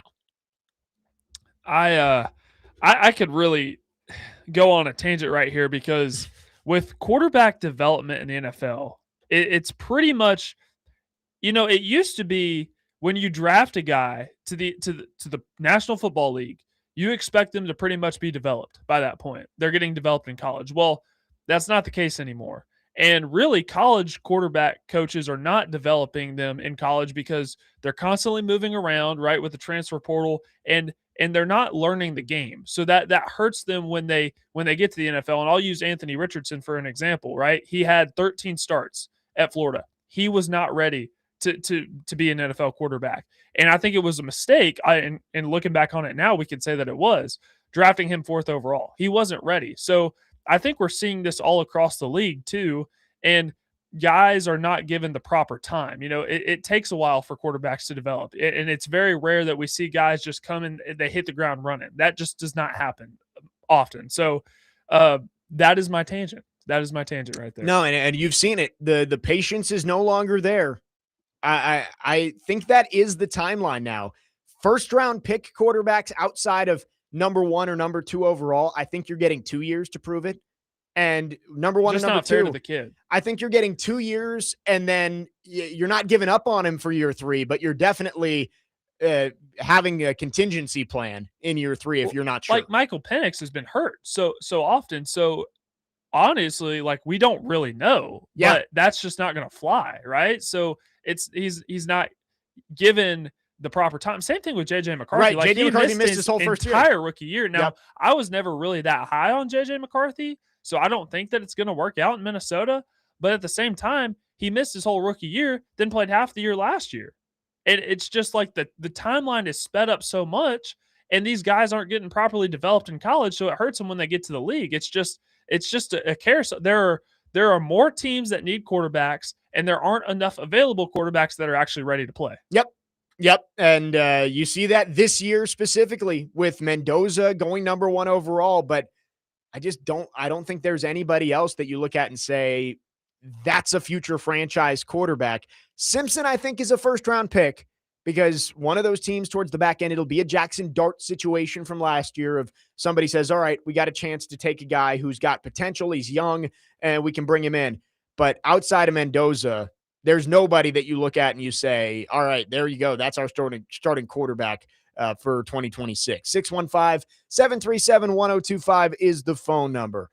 When we come back, we'll get back into March Madness a little bit. We have brackets and just talk about the excitement of this week. I love this week especially. Everybody feels like they've got a chance. You're filling out your brackets, and Thursday and Friday are the best. Maybe the 2 best days on the sports calendar. We'll get into it next. We'll also talk some WBC before the show wraps up. The U.S. beating the Dominican Republic in a thriller last night, 2-1, to move on. They'll face Venezuela or Italy for the championship tomorrow night. 615-737-1025. Jake Lyman, Parker Kelly, next man up. 1025 The Game.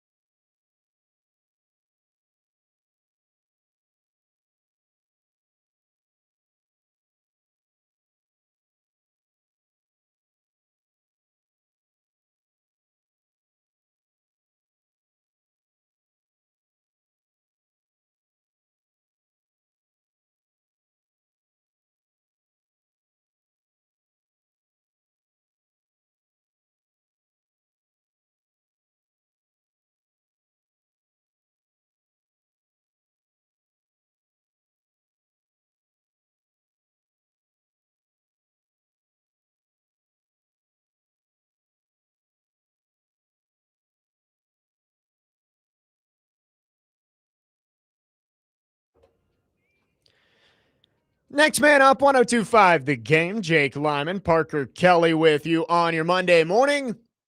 We got a little under 30 minutes left with you. Chase and Big Joe are coming up at noon. Excited for that. They'll have all their reaction to the March Madness bracket. Again, we have draws for Vanderbilt and Tennessee on both the men's and women's side. Vanderbilt men start their tournament against McNeese Thursday at 2:15 Central Time. The Tennessee men will play Friday at 3:25 against the winner of SMU and Miami of Ohio. The Tennessee women will play Friday night, 7 o'clock tip against NC State in Ann Arbor, Michigan.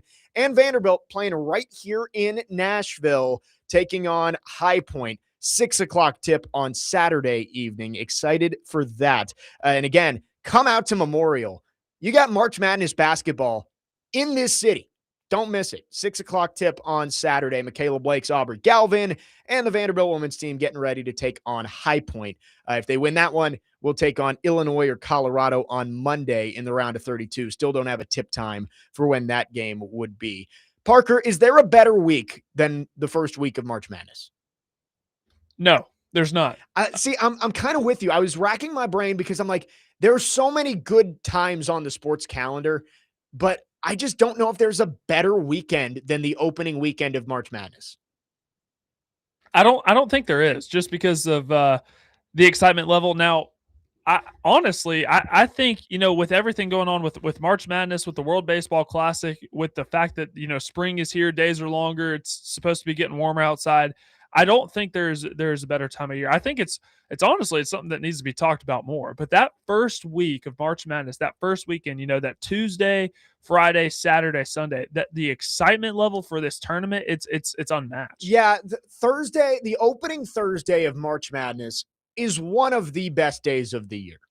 And this goes back to being in school and like when your teachers would pull up the games on the little TV on the cart and let you watch a little bit during the school day. Like that's what it goes back to. I think it's what it represents. It's just it is a great weekend of sports. I want to know, anybody else out there, do you have a weekend that rivals the first weekend of March Madness? I think the Masters will get a lot of response here. Like people love the Masters. Parker, I know you're not a big Masters guy, right?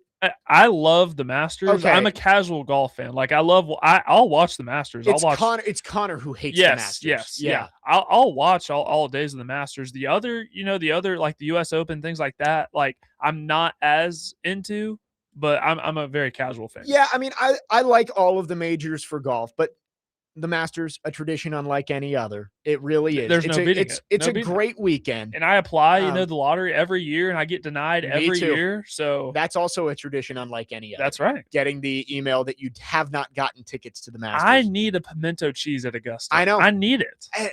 It's great. I know the tickets are, I mean, you got to pay a lot for the tickets. You got to pay to get there, but like the concessions being so cheap is great. Another weekend that I love personally, and I'm not trying to stack it up against March Madness because I know it's different. I do love NFL Draft Weekend. I think that's just an awesome weekend for sports fans. College football fans, NFL fans all come together for the NFL Draft. I think that's great, but I do think this weekend is the best weekend in sports. And as I've started working for Vanderbilt's women's basketball team the past few years, it's been even better because it's like your season's been building up to this culmination and you get to play those big games, the meaningful games in March, but it's also staggered enough that you get to watch some of the men's tournament too. It's nice that the men's tournament is on Thursday. You get those standalone games and you get to watch a full day of games before the women's tournament starts. Friday's a great day because you get 32 tournament games. Like that might be the best day of the tournament. Maybe it's a little overwhelming, like sensory overload. It's sensory overload regardless, but I mean, because at some points you might have 4 men's games and 4 women's games going on at the same time. Like YouTube TV wasn't built for this, but then can we get the Octo box? Right. Is Scott Hansen doing anything for March Madness? Can we get Scott Hansen? And then I love that Monday is all women's too. Like those are games for the Sweet 16. So like if Vandy beats High Point, which you would expect 2 versus 15, Monday, There's no men's games on. You get hopefully all of Nashville rallying out to Memorial Gym to cheer on this team for a spot in the Sweet 16. So I love it. 7268 on the text line says the first weekend of college football may not rival the first weekend of March Madness, but it's possibly 1B. I will one up you here. I do think the first weekend of college football is great. Labor Day weekend. That is an awesome weekend when you get Thursday games, Friday games, full slate Saturday, and then usually there's big games Sunday and Monday too. Great weekend. I will say I honestly may put the first weekend where you get both college football and the NFL above it. That first weekend of September where there's usually some really good games that second weekend of college football that you get Saturday, and then you get opening weekend Sunday of NFL football. And lately you've been getting Thursday, the Thursday opener, a Friday international NFL game, Saturday football on the college side, and then a full slate of NFL games. I think that would rival March Madness as one of the best weekends of the year.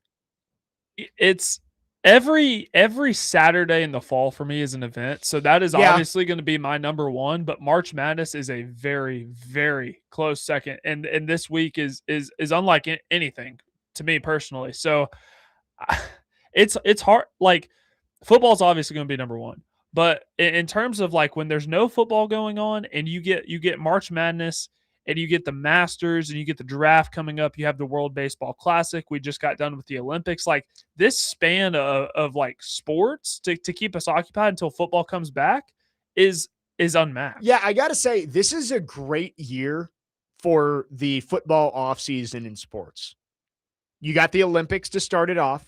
March Madness, of course, happens every year. Golf going on. Baseball starts up in less than 2 weeks, opening day. And then you get the World Cup this summer too, which I think this is one of those elite springs and summers of sports. So enjoy it out there. And it starts this week with March Madness. I love it. Gunner says, I don't know if I'm cursed or blessed. Last year, I partially tore a tendon in my foot and missed work for the full weekend of the tourney, so I got to watch it. 2 weeks ago, tore my bicep tendon and had surgery Thursday. I'll be home for the first 2 weekends this year of the Madness. What a perfect time for injuries. Yeah, I'm actually trying to see if there are any surgeries that I can get so I can miss Thursday and Friday. Yeah, can somebody kneecap me on the way out of the studio here? Someone just take a crowbar to my knees. I can't do that because I got to be there for the games. That's but right. but yeah, Gunner, that's a very good point. If there's a time to be bedridden, surgery, or sickness, I love it. I love it. That's the time to do it. You get to sit on the couch for 16 games on Thursday and Friday, 8 on Saturday and Sunday on the men's side. Same thing Saturday through Monday on the women's side. It is a great weekend. And I can't wait. And honestly, the timing has worked out pretty well for fans out there. For Vandy fans, you get the men's game Thursday afternoon.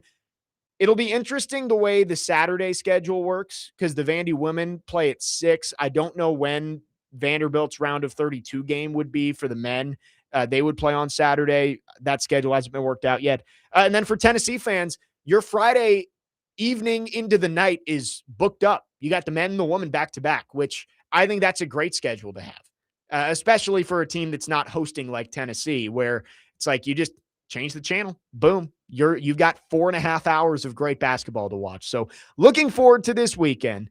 3337 says, you guys remember meaningful playoff hockey? Those were the days. Yeah, that's the only thing that I think could make things better around here is if the Preds were gearing up for a Stanley Cup playoff winning run. the President's Trophy or whatever. Yeah, so. yeah.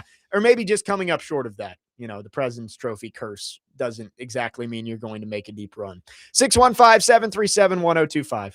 It is, in my mind, I think this is the best week of the sports year. I really do. There are a lot of really close rivals to it, but I do think the first week of March Madness is just so good, and I can't wait. We'll be on the air Thursday when the round of 64 tips off. I believe it's around like 11:15 Central Time. That's the first game. So we will be TCU on the air for that. State. Me, you, and TD will have a watch party for the first 45 minutes of games. That is going to be the most unproductive 2 days of my life. I'm glad to hear that. I'm just kidding. I'm kidding. I'll still do my job, but I will be multitasking. We're gonna like crazy. throw it to break at 11:30 on Thursday, and Yeah. Parker's gonna be like, "What? Yeah. Sorry, TCU. Just hit a three. TCU just hit a 3. 615-737-1025. We will wrap up the show when we come back. Lots going on around the sports world. Let's talk WBC to wrap up the show when we return. Jake Lyman, Parker Kelly, next man up, 102.5 The Game.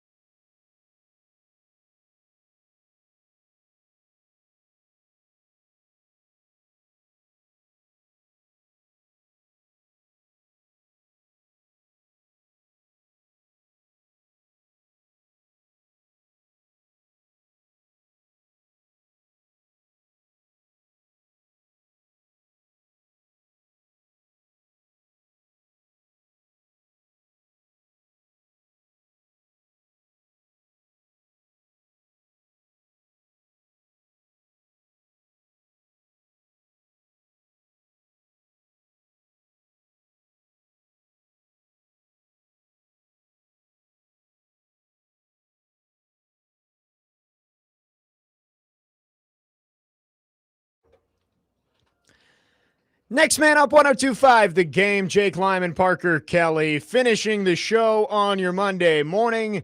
Chasing Big Joe up after us at noon. Again, we've got brackets on both the men's and women's side. I'm sure Chase and Joe have lots of reactions about the draws for Vanderbilt and Tennessee and beyond. Excited for the tournament to tip off tomorrow, in the first four gets fully underway on Thursday, and we'll have your updates throughout the day here on 102.5 The Game. But also a big development last night. I got home from the selection show and watched the WBC. U.S. and Dominican Republic, honestly, probably two of the three most talented teams in the field. Japan, the defending champ, was knocked out in the quarterfinal round by Venezuela, so clearing the path a little bit. And not a high-scoring game. Paul Skeens started the game, got through 4 1/3. The bullpen took over, got out of a couple big jams, a double play with runners on first and second, and I believe the 5th or 6th inning was huge. And solo home runs, Gunnar Henderson, Roman Anthony, ended up being the difference in that game. The U.S., despite some struggles, and Mark DeRosa got a lot of flack for not knowing whether his team had clinched a quarterfinal spot before losing to Italy. Despite all of that, the U.S. will play in the championship game tomorrow night in Miami against the winner of Venezuela and Italy. So maybe a rematch with the Italian Americans in the championship game, or Venezuela, who's been one of the cool stories of the tournament, who beat Japan last week. So it's going to be fun. And can the U.S. prove their supremacy in hockey and baseball in just a matter of weeks? By the way, I mean, the U.S. did just beat Canada in the Paralympic men's hockey. So that's what, if my math is correct, 3 golds over Canada in hockey? Yes. So we just won the Triple Crown. There we go. And have a chance to win the championship in baseball as well. What a phenomenal year for the U.S. Honestly, I was kind of surprised that the U.S. was able to beat the Dominican Republic. I honestly thought the Dominican was going to win. Yeah. So it was a pleasant surprise to see that. And man, what a hose from Aaron Judge. Yeah. That unbelievable. Yeah. I think we've seen some great defensive plays. Bobby Witt has been phenomenal. I mean, is there anything he can't do? He is ridiculous at shortstop. Some of the plays he made against, was it Great Britain, where he made a couple of just ridiculous diving plays. Just stabbing the ground. Yeah. And yesterday, got to give credit to Julio Rodriguez for robbing an Aaron Judge home run in center field. That was a special play as well. Juan Soto came out, and just as we saw from Nathan McKinnon after the U.S. won in hockey, Juan Soto said, "We showed who the best team in the world is." They can keep saying that, but the U.S. will keep taking home the championships, right? And I do understand the man that called third strike to end the game. Not a strike, Horrible. but I will take it. Horrible. I'm not complaining, but it wasn't a strike. It looked low on first glance, but in the excitement of it, you couldn't really get a good look. Looking at the replay, that was a ball and a half below the zone. I mean, and the box on the screen isn't perfect, but it was clearly way outside the zone. And the umpire calls strike 3 to end the game. I can understand Dominican Republic not happy about that. And if they had the ABS in the World Baseball Classic, that game would have continued. They would have walked it, and Fernando Tatis would have stepped to the plate with the winning run, or the winning run on base. It was the bottom of the 9th, runners on first and third, 2 outs. But the umpire made the call, and the U.S. moves on. Venezuela and Italy coming up tonight to punch the ticket to the championship round. For Italy, it was just announced they're going to go with Aaron Nola as their starting pitcher tonight, which would mean Michael Lorenzen could go tomorrow in the championship game. So excited for that. The World Baseball Classic has been really fun this year, and I think it's putting you in a really good mindset heading towards opening day, which again is like 10 days away from getting started. So I can't wait for baseball season. I think I'm interested to see what this does for the MLB's ratings, because, with the 4 nations and with Olympic hockey, I feel like it helped the NHL's ratings for a couple of weeks, that kind of that honeymoon phase, dip back down. So I'm interested to see what this does, because it seems like the interest is there. So I don't think it would be great for the MLB, obviously, if this helps their ratings and then they go on strike for a year. So that's something that we have to consider. Yeah, sadly, I don't think that is that they're going to be able to avoid that. I think the lockout is coming. Is inevitable. Yeah, especially with what the Dodgers did this offseason again. 7621 says he was calling strikes low all night for both sides, especially in the ninth. I do understand that, and that one was really low. And the one thing that I forget who said it, it might have been Pierzynski on the broadcast or somebody at the desk, A-Rod or Jeter. They were giving Mason Miller the fastballs at the top of the zone, the top rail fastballs at 101. Guys can't cover that pitch and also get down to where that slider was at the end. Gunner does make a good point, though. Will Smith sold the pitch, and that's why he's in there.